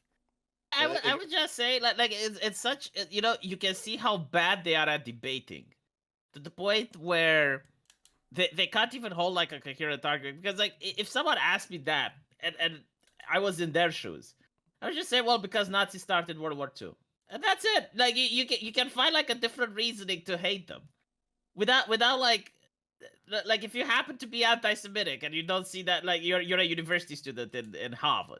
Oh, the issue is you're then a target for the left, because then they'll say, oh, so you didn't mind the anti-Semitism. You know what? I think that they're anti-Nazi just for revenge for the breaking the Molotov-Ribbentrop. No, I don't think they're. Otherwise, I will tell you why. No, I'll tell you why. It's not really like that. It's the foundational myth of the West, right? But not even that. It's the pop culture thing. Like if you, it's kind of like when they go from the river to the sea, Palestine will be free, and you ask them which river, they don't fucking know. No, like I'm not even kidding, dude. Like this is how most university students are like. They're using chants and slogans that they don't understand. They're using paraphernalia that they have no idea where they come from. How can you fucking have a gay person that has a Che Guevara t-shirt, for the love of God, when Che Guevara, when he was at a embassy and he saw the book of a gay writer, he said, why do you have this book of an F word, and threw it at the wall? It's on Wikipedia if you don't believe me. Like, this is well documented, right? And you have, like, people that are gay wearing a Che Guevara t-shirt. They don't fucking know anything. Like the fact that you even assume that they understand the stuff that they are saying, or you know, that there is some symbols of logic. That isn't. It's the philosophy of the ant people. Like, they're told to chant that, so they're fucking going to chant it. They don't do like these justifications. It's like, this is oh, partially true. This is like you and I, V, we've had this conversation a few times now, generally over like safe edgy and safe horny. my brother in Christ, if I take a leftist and I ask him about the Nazi economy, like, explain to me, what is the difference between the U.S. economy and the Nazi economy? They don't fucking know. Yeah, They don't fucking know. If you ask them, like, tell me about, what were the legislation in Nazi Germany regarding public schools? They don't fucking know. No, I know. I agree with you. So here's the thing, right? Is that even if the philosophy is not coherent in their minds and they're simply just operating on vibes, which they are, you're right about that. The philosophy has to be coherent in somebody's mind. Somebody who's more educated. I will tell you. I will fucking tell you. Hold Okay, on. there's this university. No, I'm not holding on. There's this university go ahead. professor, right? She studies video games. Shaw, I think, like Creshel Shaw or something like that. Anyway, she studies video games. She comes up to the conclusion that video game players don't really care about the character they play with. Like, if it's a green bunny, they don't mind, right? And then she gets funding from the government, and all of a sudden she writes a different paper where she says, well, actually, diversity is really important in video games, and the player needs to see themselves represented. Like, a complete opposite to the previous thesis that she wrote. Doesn't invalidate her previous thesis. Now, both of her scholarly works exist at the same time, contradicting each other, right? So, like, what is my point? My point is, like, the issue is never the fucking issue, Dev. The issue is, like, viva la revolution. So if they're going to be able to subvert groups and make them vote for the Democrat Party, that is what the ideology is about. It's not about, like, the issue that they're claiming or what they're saying. Like, they will say literally anything. For instance, there was a case that James Lindsay talked about where he published a paper where the math was wrong. But they liked the way that it was framing, so they said, well, ignore the math. We'll just keep the conclusions. And then he published another paper where the conclusions was wrong, but the math was right. And they said, well, we keep the math. We ignored the conclusion. So when you look at this and you're trying to make sense of it, it's like, oh, well, the ideology needs to make fucking sense. It's kind of like Dragon Ball, okay? Like, Dragon Ball is fighting porn. Okay, hold on, V. You've been going on for a while now. I understand what you're saying. Right. Yes. So there's like two separate problems, right? There's the problem where someone is overly ideological. They are ideologically committed and they don't care about what's actually happening in reality. This is the real communism's never been tried problem, right? Okay. That's the problem of ideology. Then you have the problem where you have no ideology, where you simply pursue what works. They'll say or do anything simply to get ahead, where it's like, oh, well, I will be for this idea one day and then I'll be against it the next day as long as it gets me ahead, right? Yeah, it's That's not the problem mutually of having- exclusive, but okay. Yeah. That's the problem of having no ideology. Well, no, they are mutually exclusive because, for example, if you are an ideologically devoted communist, truly, you won't say anti-communist things to get ahead. You'll put the ideology ahead of your own. Of you Okay, getting ahead, Dev, let right? me ask you this way, okay? Have you watched porn movies? Porn movies, yeah. Yeah. Like the one that have a story. It's like Yeah. The Most pizza guy hentai, comes in. basically, yeah. Like the pizza guy comes in and she doesn't have money to pay him, so they fuck. Or she can't open the pickle jar and he can, so they fuck. Or I don't know, like the washing machine, she's stuck, right? Yep. Yeah, you're basically like trying to analyze the story here. It's like, but why couldn't she have money? Like, why didn't she call a friend to bring him money? Like, what, right? Like this is what is happening. Like the essence is not the story, Dev. The essence is the porn. It's the same with the ideology of the communists. The essence is not the issue they talk about. Like that is the fluffing for the actual thing that they want. They don't care about the environment. They don't care about minorities. They don't care about like all of this is like the story to get you to the point, which is communism. Right. Right? But they still ideologically care about communism itself, though. That's the point. No, they care about themselves. Look at the Sam Piker, okay, who talks about the environment and shit like that. Do you think a person? Some of them, you're right. So you're right. Some of them are just self-motivated, and ideology is a cloak, and they just change out whatever they need. That's true. That's true. Look at the Some of world them leaders are that fly with ideologically private devoted. jets. Look at COP20 and all the world leaders flying with private jets over there, when you can have a Skype meeting if you're literally concerned about the environment. They do not care. And like what you're talking about is leprechauns. Like maybe there are a couple, Okay, but when you're looking at all the figureheads, the moment they get rich, they live in mansions. I mean, look at the BLM activists. You know, what are the odds that almost every single one of the leaders who happen to get money, they moved in white neighborhoods, in mansions, and like all of a sudden, oh, the environment doesn't matter. Let me live in so much wasted human space that I'm never going to use. Okay, this is all true. However, there is at least one very high-profile example of what I'm talking about, and that is Che Guevara, right? Che Guevara, after his first revolution, he could have just set up shop as a dictator, betrayed all of his principles, lived the high life for like 20 years until he was eventually deposed. But he said, no, I'm just going to go around South America and keep like fomenting revolutions. And I'm going to keep fighting. He had like he pulled off like 3 revolutions, right? So he was the guy who was actually ideological and devoted to it. Yeah, but again, those people are leprechauns. Like maybe 1 or 2 exist, and I'm sure like that there are a few examples. But when you look at the overwhelming amount of them, they're not like that. Well, and even Che Guevara, like I'm pretty sure he would use any argument necessary in order to do the revolution. I think the issue course, is but the revolution we're was missing the the point here. Because we are not arguing about what is actually happening here with these two groups. Because you're both correct. There are leprechauns, Dev, and there are people who do it regardless. But the vast majority of people do not belong to either one of these camps. The vast majority are normies that can simply be programmed. You're talking about the 80 IQs and the 160 IQs. The majority are the ones that have been taught in school, diversity, inclusivity, blah, blah, blah. This is good. Nazis bad. And these are simple bullet points hammered into their heads. If you ask them about it, they will never be able to explain them to you because they've never thought beyond the point good. And this is the larger culture. This is the cultural waters in which we swim, to sound like a F word about it. Mm-hmm. I actually agree with you on that, Arch, because with most, if you take most normies today and put them in like a different political soup, they'll regurgitate whatever's normal for them. Yes. You know, like it is just kind of like that. I think, yeah.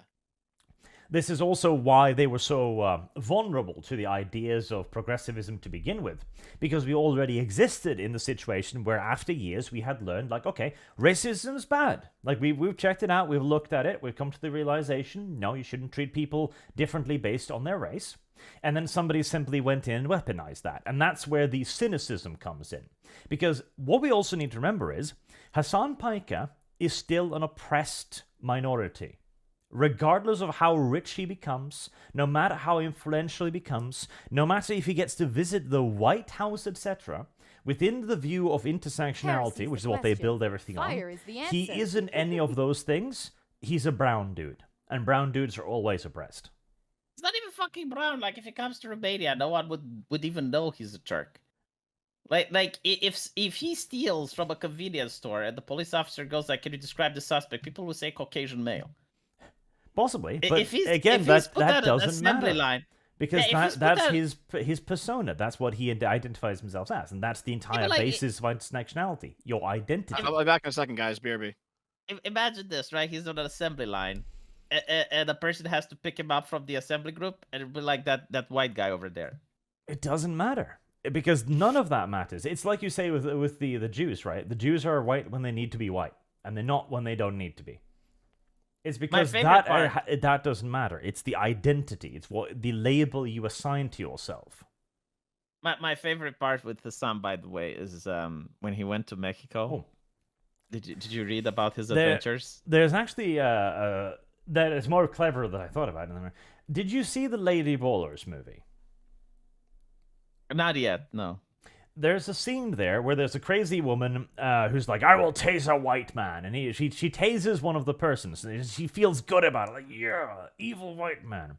And then the dude who dressed like a woman comes up, and she's, "Oh my god, I tased an ally! Oh my god, terrible!" His skin color didn't change. His identity that did. White man, yes. Evil, ally, good. Yes. But like I wanted to tell you something funny about the Hassan adventures into the foreign land of Mexico. I do know. Apparently, he did get. Yeah. You know that he goes in there, and apparently, like, everyone rips him off. Like, the taxi driver overcharges him. People at the border patrol expect to get bribed, and he just doesn't understand. He thinks it's because he's a gringo. But the reality is, it's because he was a wealthy American and he dressed like such. Yeah, because they don't operate on the idea of intersectionality with identity. They operate on their own understanding of the world, which is, if you dress like a wealthy homosexual, you're going to get taken advantage of. Well, yeah, I mean, and the thing is, like, you would probably not even realize it. You will be like, well, what? I'm wearing a shirt and some jeans. Like, why is it expensive? And it's like, dude, they look fresh off the shelf. You look like a tourist. You're wearing like a chains. poor person. You're carrying around, what was it, $10,000 worth of recording equipment, like my bro. It's not even that. It's like, and by the way, like, this is an American thing. Like, I heard that in the ghettos, like, you have people with $1,000 shoes on their feet, right? Most of the people in the world don't behave like that. Like, most people in the world who are poor, like in Romania, for instance, yeah, you have a shirt, but that shirt looks washed up. Like, it's still a clean shirt. Like, you know, like, poor people still clean, they iron their shirt, but it looks like the collar has been washed up because they don't afford to buy many shirts. And they use the same shirt constantly. It's the same thing with the hairstyle. Like, poor people, they don't have, like, hair gel and like, expensive. No, they only go to shave their hair when it's absolutely necessary because, like, they don't have the money to spend on that luxury. So when you go into a place like Mexico and you're looking, like, very well groomed, you got, like, this big watch on your fucking hand, and you got, like, this brand new shirt and brand new jeans, and you look presentable, yeah, they're going to look at you and they're going to say, whoa, wealthy tourist. And they'll squeeze you for whatever they can. Yes. And they will have no sympathy for you based on your skin color.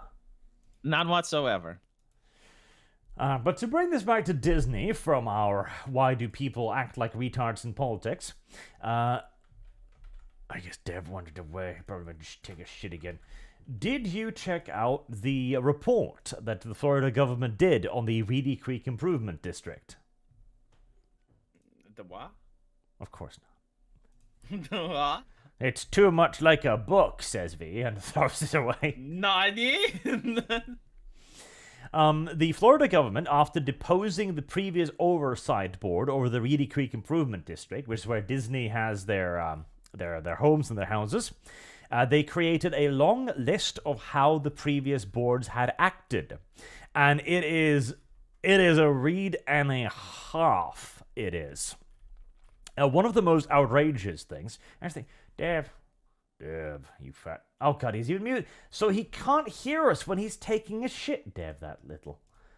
Well, don't you think you're a little bit fucking reasonable? Like, you're holding us hostage for 6 hours. At least let the man take a shit. No, I'm not taking a shit. I'm not shitting myself right now. You know, I shit like twice a day. At most, okay? I am an economical individual. People who need to take a poo every fucking 5 minutes need to have their bowels checked. But Arch, it's like the time zone difference. Like, maybe when you take a shit, it's the time for Dev not to. So if you would be streaming, like if Dev would be streaming when you're taking a shit, it would be very inconvenient for you, wouldn't it? Are you saying it's Dev's shitting hour? Yeah, but maybe, yes. No, actually, de facto, yes, it is Dev's shitting hour. Dev exists on a clock. He eats on a certain time, he shits at certain times. This is all pre-formulated. You know, like, there is a certain amount of time that passes from when you eat to when you shit. So if you're eating regularly, yes, you're going to shit regularly. All right. It's 12 o'clock. Time to go poop. No, it's usually like around 12 o'clock. Yes. That's how it works. You're a very weird individual, and I blame Dev for you. See, if you've got a good body, you will take in food, and then your body will spend a good solid amount of time getting that food into nutrients. Okay, and only when it's subtracted all the nutrients it can from the food, then do you dump it out of your system. It depends a lot on the peristaltism. Chat says fat people poo a lot. Well, Dr. V, do fat people poo more than normal people? Yeah, because they eat more than normal people. I mean, I suppose, but... it's not fucking rocket science, Arch. What goes in must come out. But what if they just shit larger quantities at a time? Like, we're talking about the numbers of defecations per day here. Couldn't they just simply poo more? Again, it's all up due to the peristaltism. The peristaltism is the natural movement of the intestines. Okay, well, chat, you're gonna have to start writing in chat how many times a day you take a shit. And we'll see what's normal here. We're gonna have to aim for a decent medium. Well, there's also the thing that most people like do not consider pooping as like a life experience. You know, it's I something don't know that you about do. that. Do you like when you take a shit? Do you like know like does it mark you and you're like for your entire day you remember like yes 2 hours ago it happened? That depends how long it's been. What are you guys talking about? Oh, your Nothing. daily It's fine. your daily pooping Chat schedule. seems like you're talking about something very strange right now. No. No, Poop I emoji. wasn't pooping, you fucks. What were you doing? Naomi came home, so I talked to her for a minute. It seems like the average of poops per day are around like 1 to 2, maybe 3. Yeah, 1 or 2 sounds about normal. See, like when I'm on vacation sometimes my body freaks out because I'm eating different food, and so I don't shit for like entire days at a time as my body is just looking at the food in my belly and going, what is this? And now I feel like an outcast because nobody says like, yeah, that happens to me too. Well, when I dated one of the Asians, she would poop like once a week, and she thought Once it a was week? normal. And I'm like, what? No, Why? once a week. Well, she was very tiny, so I think she just didn't eat. Oh, I guess. There's no that was fair. fucking way. No, I don't believe like a human being poops once a week. Do they have like a special ritual when it happens? Like, No. is there a song or a prayer before and after? That's true, actually. Chat points out women don't poop. That's correct. That hole is for entirely different purposes. But, Dev, did you read the Disney report on the Reedy Creek Development District? I did not. What's going on? Lazy bitches. Okay, so one of the most interesting things that came out. So there's a Florida oversight board that's supposed to be looking in on the Reedy Creek Development District where Disney creates their little kingdom, right?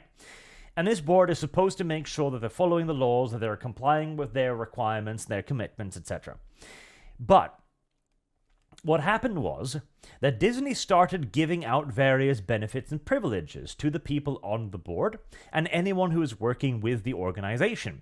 This included 40 to 50% discounts on Disney cruises, which is thousands of dollars. Annual passes, free transferable tickets to Disneyland, very heavy discounts on Disney merchandise, and even on exclusive merchandise, which could normally only be purchased by people who were cast members of Disney, for example. And to begin with, these benefits were paid for by Disney. Now that's improper at the best of times, because now you've got Disney basically like, here, have these free things. Maybe you'll look kindly upon us next time we're going to ask for something ridiculous for things. But it got worse. Eventually, Disney started to charge the Florida Oversight Board for the cost of the Florida Oversight Board's own bribes. Wait, how the fuck? Like bribes are not legal, right? So how can you charge for criminal activity? They did it. They absolutely did. Because to begin with, they were paying for it. Disney was paying for it. All of these various goods and benefits, Disney were paying for it. And then they started to charge the recipients, the oversight board, for the cost of giving out these benefits, which ran to, what was it? Per employee, they ranged from $3,600 to $4,800 annually. So each employee got the rough equivalent of $3,500 to $5,000 worth of goods from Disney that the oversight board then paid Disney back for using taxpayer money. Is the oversight board a government organization or like part of government? Yes, it's the Florida. Florida as the government creates this board to oversee Disney, as Disney is the one using Florida's lands. But how was like Disney charging the board? Like, what authority does a private company to charge the board have? They had the board agree to it.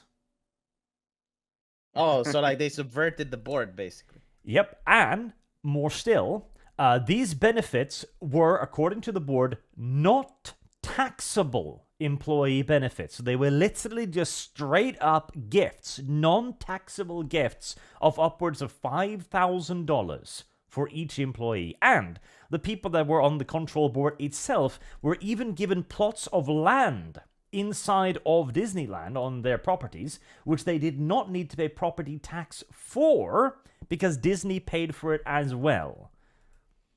But what do you do with land on Disney? Like, do you set a little kiosk there? Like, what can you use the land for?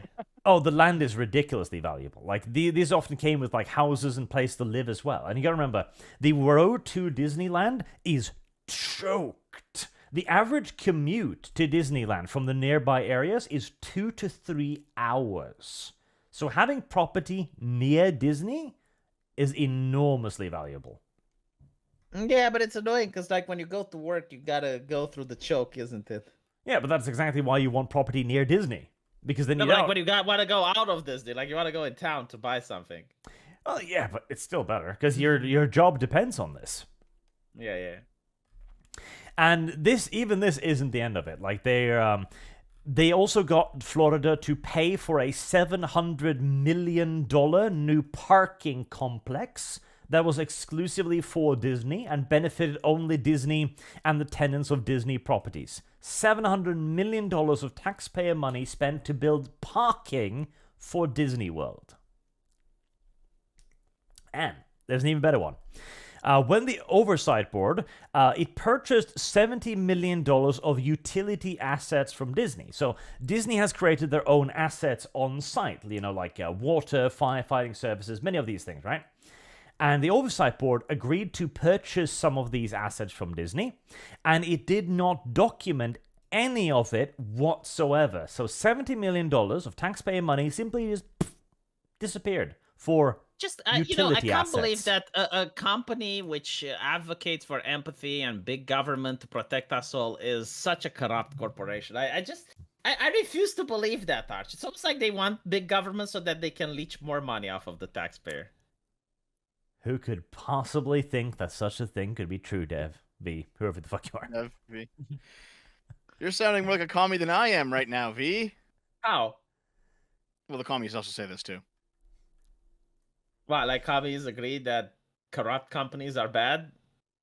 I mean, Yeah, I'm pretty and- sure and- that and, like- commies believe that if you have to take a piss and it hurts, that when you take a piss it feels good, and I agree with them as well, but that doesn't make me a commie, Dev. I know. I'm just fucking around, man.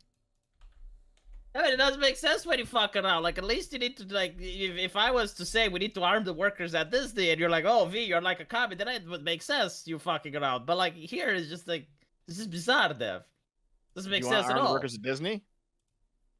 Hassan Piker probably does, yeah. How else are you gonna stop it? We gotta have a workers' revolution at Disney, guys. That's how it's gonna be. Well, the 9,000 people suing Disney might be doing just that. Yeah. There is also, because the thing is, Disney's received countless benefits, right? And a bit of the reason why that was supposed to be the case was because Disney was also supposed to create 2 whole literal cities around Disney World. They were supposed to build all of the housing for their employees. They were supposed to help build hospitals, schools, all of the infrastructure, and all of that. And they were supposed to be able to house people within close confines to Disney World. As of right now, the 2 cities have, let's see here, a few dozen residents each. So yeah. So, private enterprise. Private Building enterprise. company towns once again.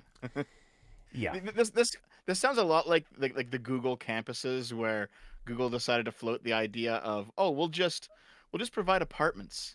You can just like live at the Google apartment on the Google campus and work at Google. It's like you're getting pretty close to recreating feudalism at that point. Well, they didn't even do it to the point, because they were supposed to be giving out these to like normal people. They were supposed to be building cities with the help of the government of Florida, right? And they didn't. But as you say, Can you guess what they did build on that land? What'd they build? A Disney hotel. Was Just it live was in it the hotel. was it the Star Wars one? No, God. it's one of their outside of Disneyland resorts basically. How much does it cost to stay at a Disneyland hotel? I'd imagine a fair old fucking bit. I wonder if like the price for the Disney amusement parks went down ever since the Disney stocks went down as well. Let's see, Disneyland prices. 2018, that's a bit outdated. Oh boy. Okay, I don't see a time on this one here, but I found this one. I'll put in the link channel. 5-day trip to Disney World, so that's an extended stay. Family of 4, $6,000. Tickets, $2,000. Family suite at a park budget hotel, $2,600. And lowest cost dining plan, $1,100. Jesus. So, yeah, it's not a cheap vacation. No. I mean, even you as a Norwegian would probably say that's a little bit expensive. I mean, I will say I spent more on that on my vacation to Tenerife, but that was not at the budget hotels, shall we say. But yeah, it ain't cheap. And the Disney cruises, again, like getting a 40% discount on that is massive, because those cruises are very expensive and very luxurious, right? And the best part of all, so this board was entirely in Disney's pocket, right? They bribed them, they paid them, they had them give them millions upon millions of dollars, billions probably, with $700 million in parking alone, right? And they did not keep any notes from any of their meetings. No transcripts, no records whatsoever. But my lord, isn't that illegal? Illegal? Yes. Oh fuck. They're very illegal. You know why they do it? Dev still doesn't understand. It's like the Hillary Clinton emails. Like Now if I you fucking understand, V. if you do something illegal, right? And then you delete it, then you can only be charged for deleting them. Like the crime is deleting it. The crime can't be like what was in the emails. No, I get it, V. Hillary Clinton and I her don't think you hammer. do, Dev. I don't think you do. This rabbit hole just kind of keeps going. Like it's an 80-page document, and it is just chock full of shit that is bound to be deeply, deeply illegal. And obviously, the document itself does not allege anything like that, because this is not a legal persecution just yet. This is just Florida trying to see exactly what it was Disney was doing. And you remember, Dev, were you here when we talked about Disney trying to sign a contract granting them exclusive rights to build stuff for the life of the youngest heir of the King of England? No, this doesn't sound familiar to me. So Disney also trying to have the board give themselves contractual rights for periods of 10 years, 30 years, and at one point 100 years. And one of them was also until the death of the last living heir of the King of England.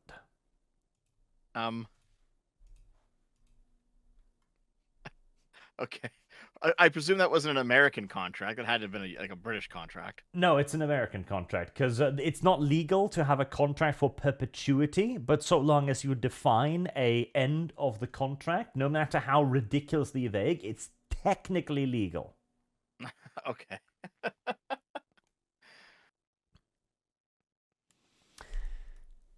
Yeah, it turns out Disney is an unfathomably corrupt organization that has literally sucked hundreds of millions, probably billions, directly out of the Florida coffers for years and years and years, and nobody noticed. And those who were in a position... See, this is the great argument against like regulations, right? Because I like regulations. I think we should have regulations on corporations to keep them from doing But this ridiculous was shit. regulated, Art. This was Exactly. regulated. That's what I'm saying. But if you buy out the regulators,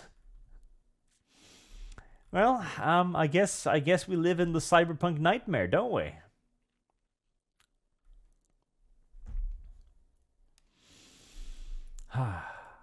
Disney, a very nice company, very very nice and gentle company, very kind, very gentle. I mean, I am happy that all their shit is collapsing. It's kind of nice. Oh yeah, I mean, in any just universe, even in our universe, which is decidedly unjust, I go so far as to say, this has to bury the company. This has to bury them. I cannot possibly see how they can get away with this. Oh, well, the same way they got away up until now, Arch, with the magic of corruption that Dev doesn't understand. You see, just because the God damn company it, is... V. Listen, I'll explain it, You right? can't just tell the big lie. Because the company is in the United States, Dev believes that the soil, the genetics, the heritage of the American prevents the corruption from happening. Now, if the same company was in the USSR, then again, the genetics, the evil soil from the Soviet Union would seep in through the walls of Disney and cause this level of corruption to be possible, Arch. In other words, no, actually, V, if this were happening in Russia, the corruption would be 10 times worse. I don't think it can get any worse than this. Like, they literally had the board, like the oversight committee in their pockets. It can always get worse. How? Like, okay, fine. Explain me the fictional scenario where it can be even worse than this. I don't have it off the top of my head, but I guarantee you. That isn't. Like Literally, if you put me in charge. We are not at the absolute worst possible point, V, in this story. There could always be more corruption. There can always be more corruption. Having the government pay for the bribes offered to government employees is pretty peak. Like you're using taxpayer money to pay for. Yeah, like literally what I just said. Like you're using taxpayer money to bribe the oversight committee into allowing you to do anything you want. Like, if you look at Disney, they can literally arrest someone. Like, they can deprive them of their human rights and keep them on their premise. And the government can't do, legally, they can't do anything. Like, they're like a nation within a nation, if you actually look at the laws in Florida. And they like, it's so fucking bizarre when you say it out loud. And probably it's because they're not actually exercising the rights that they have. But if they so chose to, they could literally detain you within Disneyland, and you can't get out. Like, you have no human rights. Everything that's currently happening, plus Disney has its own military. There, that's worse. Okay. But, like, why does it need to, right? Like that's the thing. Like, even if Disney did have its own military, what the fuck would they do with it? Didn't they... conquer surrounding theme parks? Universal's gonna go under, man. Like, why though? Because it's not that profitable. Like they're already printing money. Like, if they're at the stage where they're taking government taxpayer money to bribe people, I'm pretty sure they're taking government taxpayer money to do other things. Like they don't need a military. Actually, I wonder, because Disney does have a police force, private police force. I wonder if they're armed.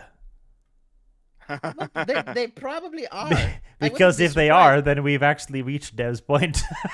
No, but like, listen, they can literally detain you for any reason they want, and they don't have to release you. Like you do not get a judge or an appeal. It's up to the corporation. Like, it's literally like a cyberpunk utopia over there, where Disney does own you the moment you go into their parks. There was also a case where the government of Florida paid $8 million for off-duty police officers to guard Disney venues and private events. So they may not have an army of their own, but they do have access to Floridas. Mm-hmm. It could be one of those situations where, like, you have like a Nestle or a Coca-Cola or something that goes into like third world countries with a private army and fucks them up for capitalist reasons. Like, well, like the that's East India always a Trading possibility. Company, like the East India Trading Company, or what? Yeah, you could always set up things like that. So I think that would be worse probably. But like, again, Dev, like when you think about like what's worst, you gotta think about like you do not have the Eastern European mindset, right? Heresy's the Like that question. is Fire is the answer. what is your objective? Like most people who want to be evil, they don't necessarily just want to go somewhere and persecute and shoot people. Like you can be evil and just make money, right? So like if you're running an amusement park, you don't really want to like have a military and conquer other amusement parks. That's fucking ridiculous. What you want is for the government not to pay not to force you to pay taxes, not to regulate you, and to be able to do literally whatever the fuck you want in your amusement park. And then hopefully you want to have like connections and influence politics. Does Disney do all of these? And I think the answer is yes. They did actually have the legal right to build a nuclear power plant if they wanted to. So I can't wait for Disney Stalker. It's gonna be a great game. Yeah, like ironically, they can make an atomic bomb at this point if they wanted to. The Disney World Uranium Enrichment Program. I am willing to bet. I am willing to bet that if someone at Disney was like, you know what, we want to launch a nuclear missile and have people watch it. Like we want Disney, you know, like let's say they would have like an Fireworks. IP. Yeah, no, like think about it this way. Like if they had an IP like Fallout, right, and it was their IP, and they were like, well, it's been 100 years since we have our IP, and we're going to ask Uncle Sam if we can have like a place in a desert or somewhere, and we launch a nuke, and we want people to be able to pay to see the nuclear explosion. They would get the okay. I am willing to bet that at this point, like the level of corruption, they would actually be able to convince the U.S. government to allow them to do that. I don't know about that. That's because the nukes are regulated federally, not just with the state government. Yes, but they would go through official channels and they would explain it's like why they need to, blah blah blah. I'm willing to bet like the government itself would even give them a nuke. It's like, hey, here's an old one. It would expire in 5 years anyway, so might as well.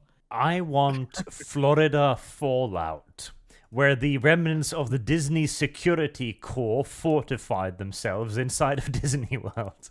You know, became a nation. Service guarantee. Hold on, I'm actually going to ask ChatGPT. Like, let me see how I will phrase it. If Disney, right? Let me hold on. Let me open it. Whilst V asks the AI to provide him with content. If Disney wanted to ask the government for permission to detonate a nuke in a desert for an audience, providing that safety would be guaranteed for the viewers, how likely from 1 to 100 would the government be willing to allow for this? Okay, what to say? Right, so it says, historically, nuclear explosion for non-military purposes in the U.S. Government face significant challenges due to environmental safety and politics. But it is possible. International treaties, various international treaties like the Nuclear Test Ban Treaty prohibits nuclear explosion regardless of their purposes. Basically, it says that the biggest concern is, so like it's trying to say that while it is possible and the government may allow it, is the international treaty that would prohibit it. There you go. Disney was not allowed to detonate a nuclear device.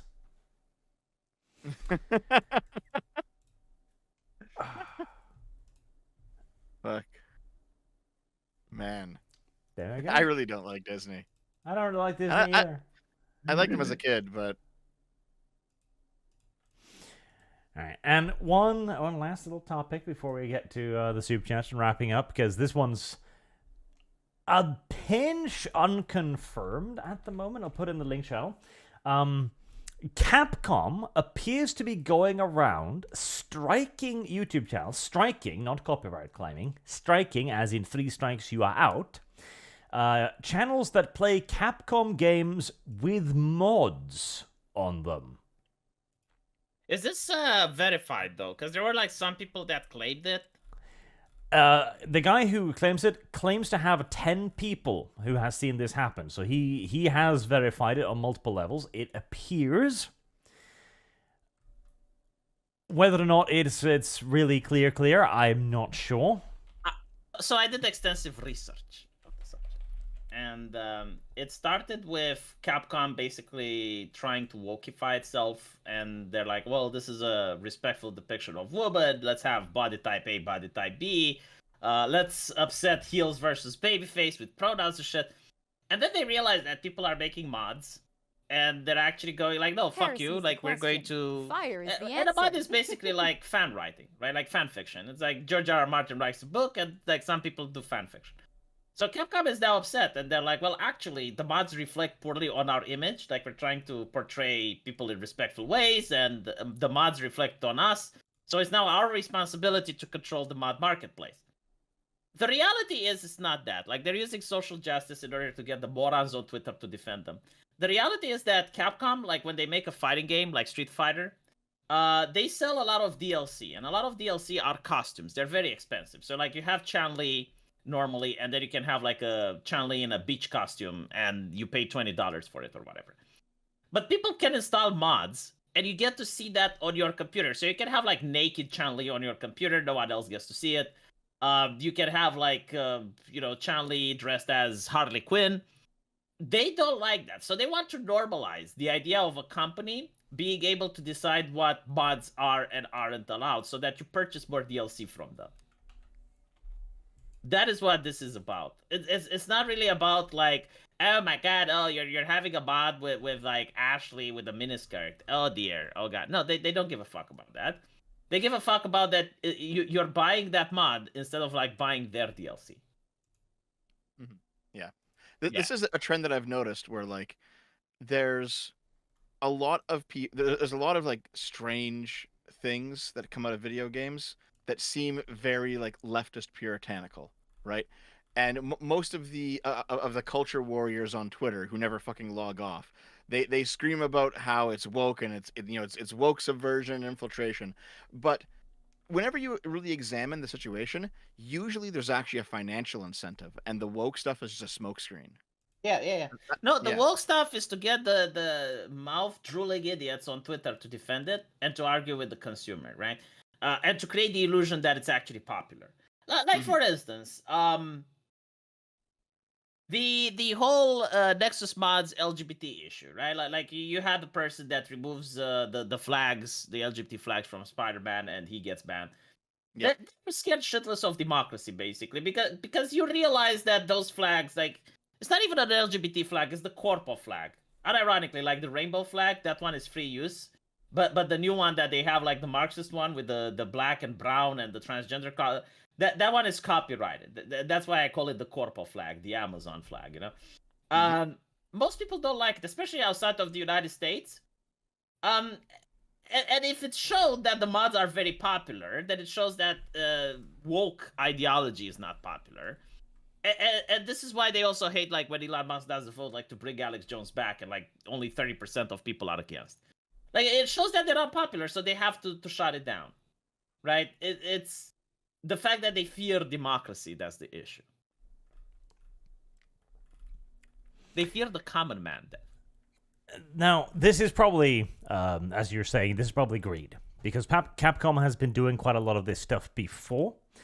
They also launched copyright claims and strikes against HoloLive, for example, when they were playing Capcom games too, because they wanted permission. They wanted to give them permission, and they wanted probably a piece of the pie as well. This is, in large parts, Capcom trying to police content, trying to force people to conform to their way of selling things, like DLC, like you say. And also because they think they can get away with it if they frame it in the correct fashion as well. It's a simple power grab. And the thing is, as Creative Assembly has demonstrated again and again, if they get away with it once, they've gotten away with it. Now it's normalized. Now it's industry standard. And now everyone else is going to do it as well. Yep. I wish I can disagree with you more often.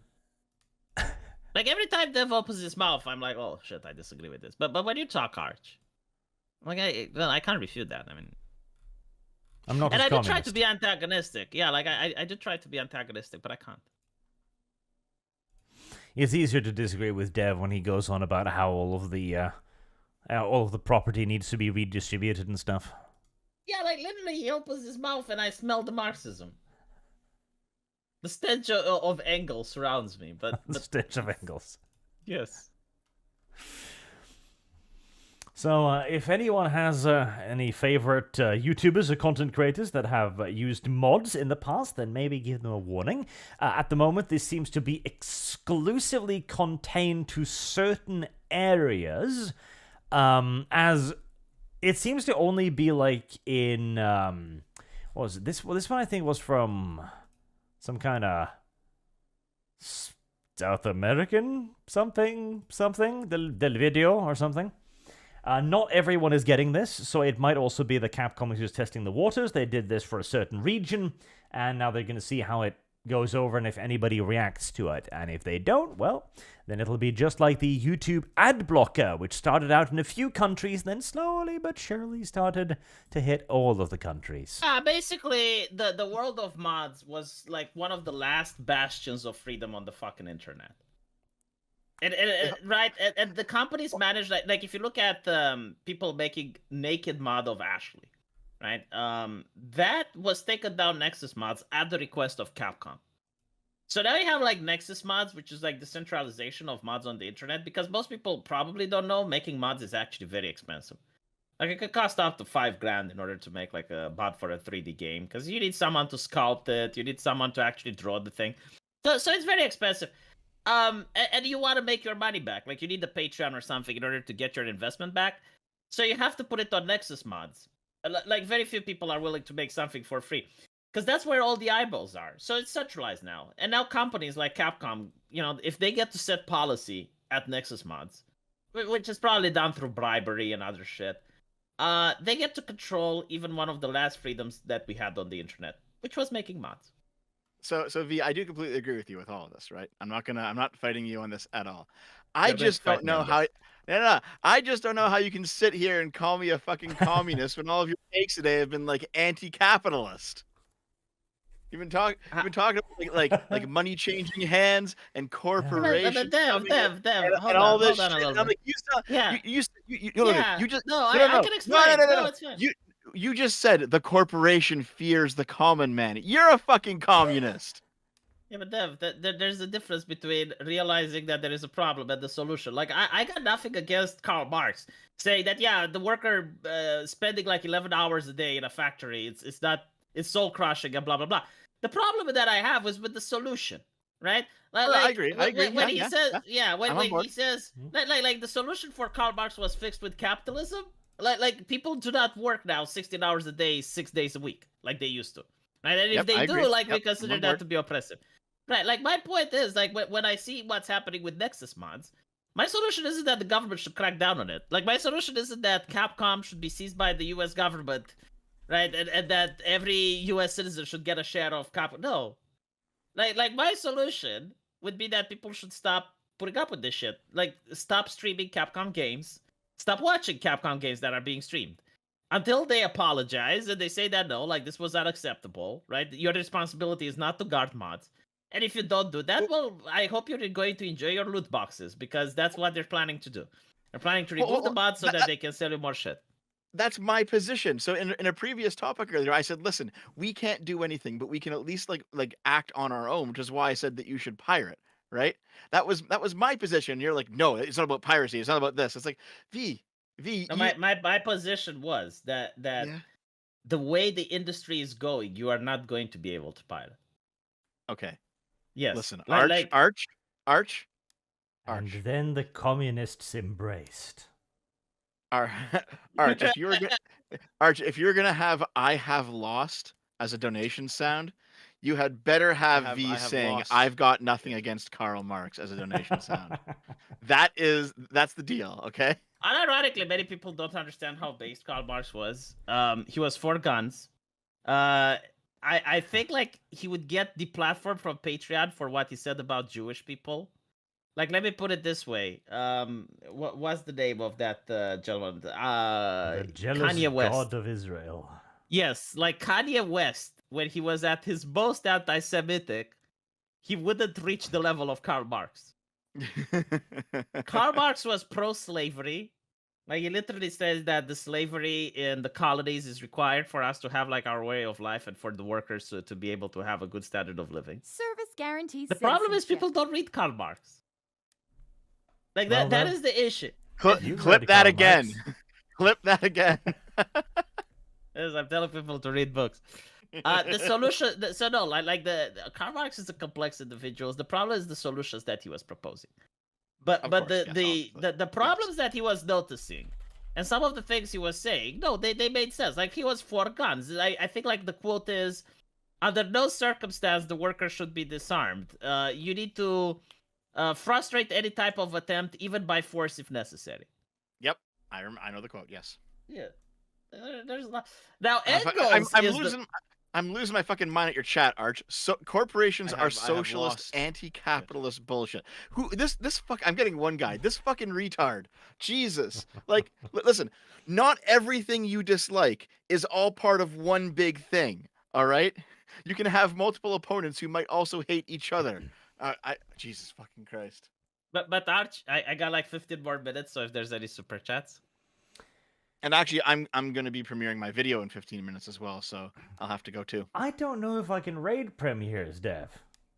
Yes, you can. Okay, well, I guess Yep. we're going to find out.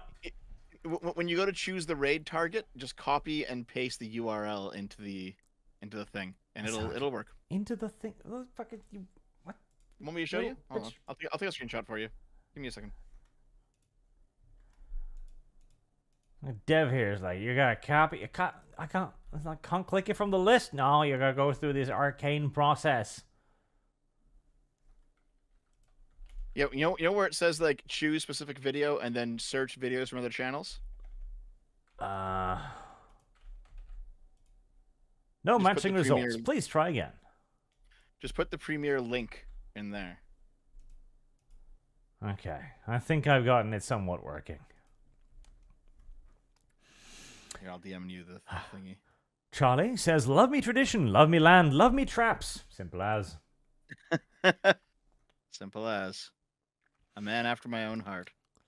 So John says, Dev, immigration to Canada isn't that easy because most will just opt for the US. Wow. Yep. That's a big part of it too. Stefan Uwono donates 100,000 IDR, which I'm presuming that means your economy is utterly fucked. I'm sorry to hear it. oh, what was that? When that dude you talked about, Dev, the black guy who had a stream for like 5 weeks or something ridiculous, who was rewarded like $1 million, and he was like, "I'm a millionaire." It's like it was $1 million Bolivian dollars or something, and it was like $5. I don't remember this story. Was it me who told you? I think so. That was kind of funny. I like that. See, I'm a big fan of receiving weird currencies because then I'm always like, what is that? That was a plot in the Jetsons. Like, the Jetson won. Yeah, like he won the lottery, and Indonesian rupees. Jesus, I own Indonesian rupees now. Thank you. Nice. Yeah, that was the plot in the Jetsons. Wait. Like, he wins $10 billion and he quits his job and he gives the middle finger to the boss, and then he finds out that he actually won like 25 cents because it was a different currency. Is Indonesia still a country? I thought we destroyed that Yeah, during the Second World War. No, it's still around. No, it's still Where? there. Jesus, Arch. It's been Muslimed though. No, I thought, didn't we? No, that was like, no. Oh, no, it's over there. Oh. I thought it was near Thailand. Huh. Well, now I know. Indonesia is not where I thought it was. And knowing is half the battle. Indeed. Fairman just DM'd me and said Kibbs learned math via Common Core. He did. Oh, I guess that's why he does the 360. Okay, I get it. Yeah. Well, I guess like Gibbs shows that it is possible to actually learn math with Common Core. I don't know about that. All right. Well, now I know that Indonesia still exists, which is nice. I was pretty sure it was Japanese by now. Dualong says, did D&D not upload correctly to Rumble? No, it should be there. It might be in like one of the like live thingies or whatever. Possibly.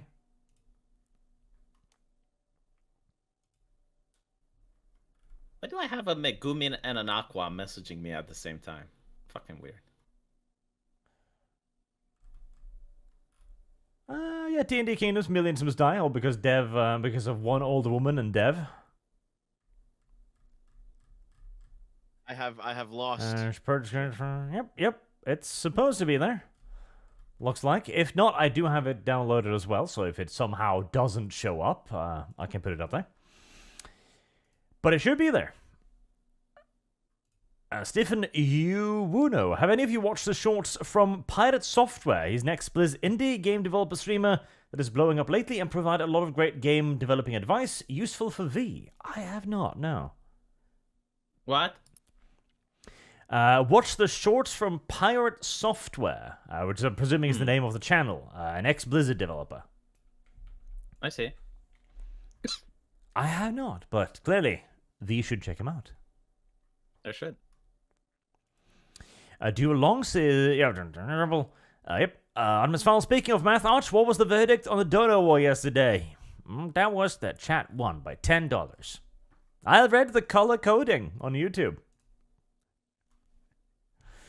I will be playing a game for Artemis, though, just because there could be an argument made due to conversion rates that I am too lazy to figure out, frankly. But I'm pretty sure Arch is correct.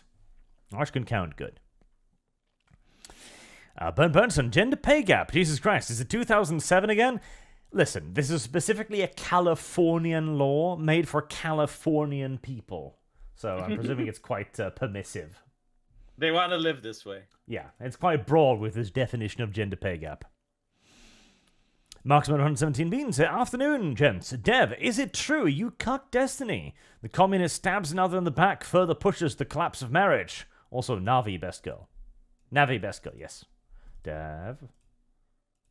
No, I'm completely innocent on this one. So he claims. But remember early in the stream when Dev was like, I know somebody, I'm friends with somebody who knows Destiny in real life? Yes, and Arch, you know what? Without spoiling anything on stream, you are too. Disgusting. Well, I might have cucked him too then. So Jihad says, V, are you implying that Dev is a proponent of the blood and soil method of socialism? Yes. God damn it, Dev. Hagnar the Viking, if I was a Disney corpo with this much skeletons in the closet, I would simp for every single Floridian government politician and not trash talk them. How do they mess up such a good deal? Because they thought it was a done deal. Like, that's the thing with... See, the SJWs are right on this, okay? They're 100% trying to this. Privilege is invisible to the one who has it.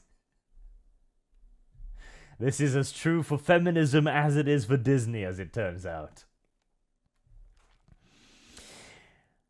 Sandoom says, Disney got to step up those fireworks shows with atomics. It'll really wow the crowd by blinding and incinerating them. Makes one hell of a show. And it might be an act of self-defense. You know, Florida continues doing what they're doing. A swift detonation. Prism Warrior says, Starship Troopers Exterminations came out with patch 06 this week. We got a new planet and new enemies with bug fixes and balancing. I enjoyed it a lot. Arch, have you played the 106 patch? If not, do you have plans to play stream it in the near future? Not immediately. I'm kind of waiting for that game to be more like properly done, but we'll see. Chuck says, outside of food, water, Service shelter, and guarantee clean air, citizenship. everything else is a luxury. Once power goes out, what do? Well, you look for food and water first, and then you can play with sticks, like we used to do back in the good old days. I tell you, if you get bored enough, everything becomes very entertaining. Boog says, SF/SpyXFam collab, your costume for Chun-Li. Street Fighter and Spy X Family collab. Yes, I did see that, but I don't know how fighting games work, so... I should teach you. No.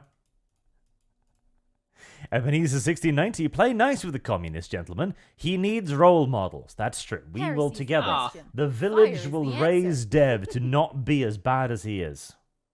That sounds kind of communist, Arch. It does actually, yes. Like raising, it's not your kids, it's our kids. Yeah. It's our Dev. It takes a village to raise our Dev.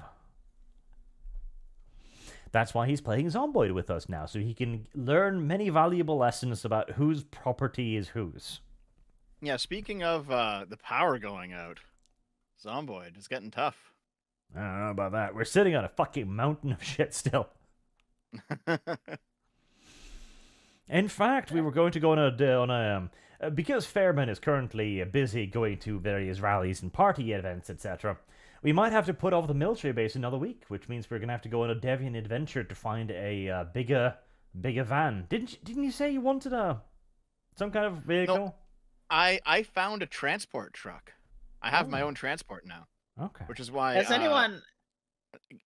Ketchup had to drive back my van. Oh, ketchup. Yeah. Well, so, Arch, you had like a TV repairman van before, right? And it had like a capacity of like 100 pounds, and then you found one that had like a 250. Mm-hmm. You found it at the town we went to. Yeah. So you found a reskin of the van that I had. It was like a very large van that holds a lot of stuff. Mm-hmm. But that's why I offered you my old van, but you didn't want to take it. Has But I anyone tried. won the Heresy's the game? Like, question. can you actually Fire win is the the game? answer. Yeah, you can stay alive. So Uh, yeah, eventually you can like you can just use all the resources the map has to offer, I think, and you just die eventually. But it probably takes years. Can you take over the mall? Yeah. Sure. Have you tried Yeah. it, Arch? Yeah, there's a lot of dead zombies in there. Can you kill all the zombies on the map? No, they respawn. Oh, do that? I didn't know that. Slowly on our server, very slowly. Oh, okay. So John says, Dev, corporatism is a corruption of capitalism. Yeah, well, every ideology Oh. is a corruption of every other ideology. That's dumb. Yeah, but the Prism- thing is, like, if you want capitalism, that doesn't necessarily mean you want the cyberpunk. You know?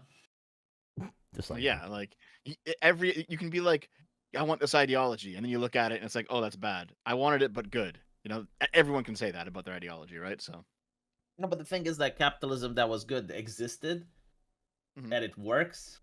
sure, Communism that's good just never existed. that's not true. I can communism- explain why it doesn't work. Oh Like, God! like- No, no, let me explain. No. Let me Okay, explain how go it on. existed first. Okay, so go listen, on.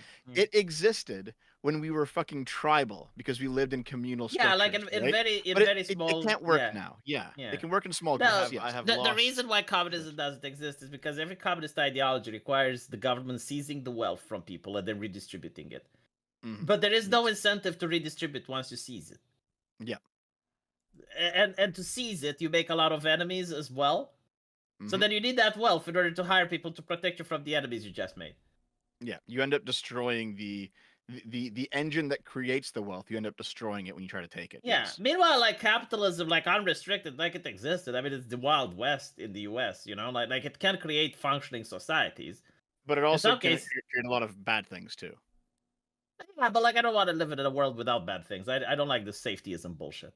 No, I mean I get that, but I also don't want to live in a full Wild West where there's absolutely no civil service. That sounds pretty bad. Yeah, I mean, a lot of people live through it. It's a hard life, but it doesn't necessarily mean it's as bad as living under communism. Well, sure, In I get fact, that, but I like living how yeah. I live right now. In fact, Yeah, but you live right now not because of the political system. You live right now because of the technological advancements. And I would think that if you had like a better political system, you may even live even better than you live now. possibly, but I don't know. Like what constitutes better imagine a in place this where, case. where you actually got to keep 60% of the shit you make. Right? Well, to be fair, I'm in a low tax bracket, so I actually get to keep a lot more than 60%. Well, no, but there's indirect taxes that you probably don't know about, like sales taxes, and then you have to pay like property tax, and you have to pay like a lot of other shit. And then they started arguing about overthrowing capitalism again. But anyway, right? Thank you for having me, Arch. I really need to bamboozle, so was great. will you be are you around going Thursday, to? B? What is Thursday? Is it like It's D&D? D&D. Yeah. Yeah. Um, I think like the next stream isn't on Christmas, right? So you're going to host the next ArchCast Arch? Christmas. 17? 17th. Let's see. Saturday the Sunday. 16th is Sunday. not Christmas. Yeah, 9, 16, 23, 30. None of them are on Christmas. Yeah, I can be there. The 23rd is a little bit dodgier, but we'll see. Yeah. I can Like do I it. I'll can be be there for the next ArchCast. Anyway, thank you for having me, and thank you for the super chats, guys. And I'll see you later. See ya. Bye, V. I should go to at this point because my video premieres in 1 minute. Well, Dev. There's just a few more. Come. I also have what? Hold on. How many more do you have? Not many. We can get through them. Hold on here. I will set just to troll people. Give me a second, real quick. I'll edit the premiere. Can I change it? Hold on, real quick. How do I change it? I'm gonna edit it before it happens.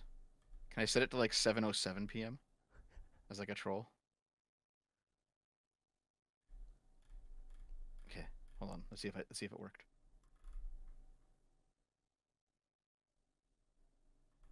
Oh, I think it might be too late. Oh no. Dev can't even schedule his own videos. Yep, I cannot reschedule. The premiere has already started, so I gotta go. Sorry, Fact, Arch. Fact. But, even if you missed the premiere, you should come check it out because I spent like a very long time on this video. I think you'll enjoy it. You should, but premieres are also inherently evil. Just point that out. Not if I get super chats on them. See you on Wednesday, Dev. See you later. Ebenezer1690 says, Spaceless Sprockets.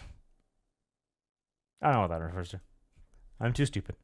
Why are you hating? Someone tried to burn down MLK's childhood home. The left was disappointed when it turned out to be a black woman. Yes, it did. I was quite happy by that. Like, this person is responsible for a lot of problems for my people. We were happier as slaves. I'm not YouTube. Calm down. Calm down, YouTube. I'm just saying that it's a possible motivation. That's all. Desert Hamster, there is no D&D stream either on Rumble or YouTube. You mean the one from this week? No, there was no stream this week because V wasn't there. There was no stream this week. SP Elite, y'all heard Hunter Avalon got shot at by his girlfriend's ex. Yes, and his girlfriend got hit, and he decided to hide behind her while she barred the door from the violent intruder. Which is what you do, of course, when somebody invades your home, naturally.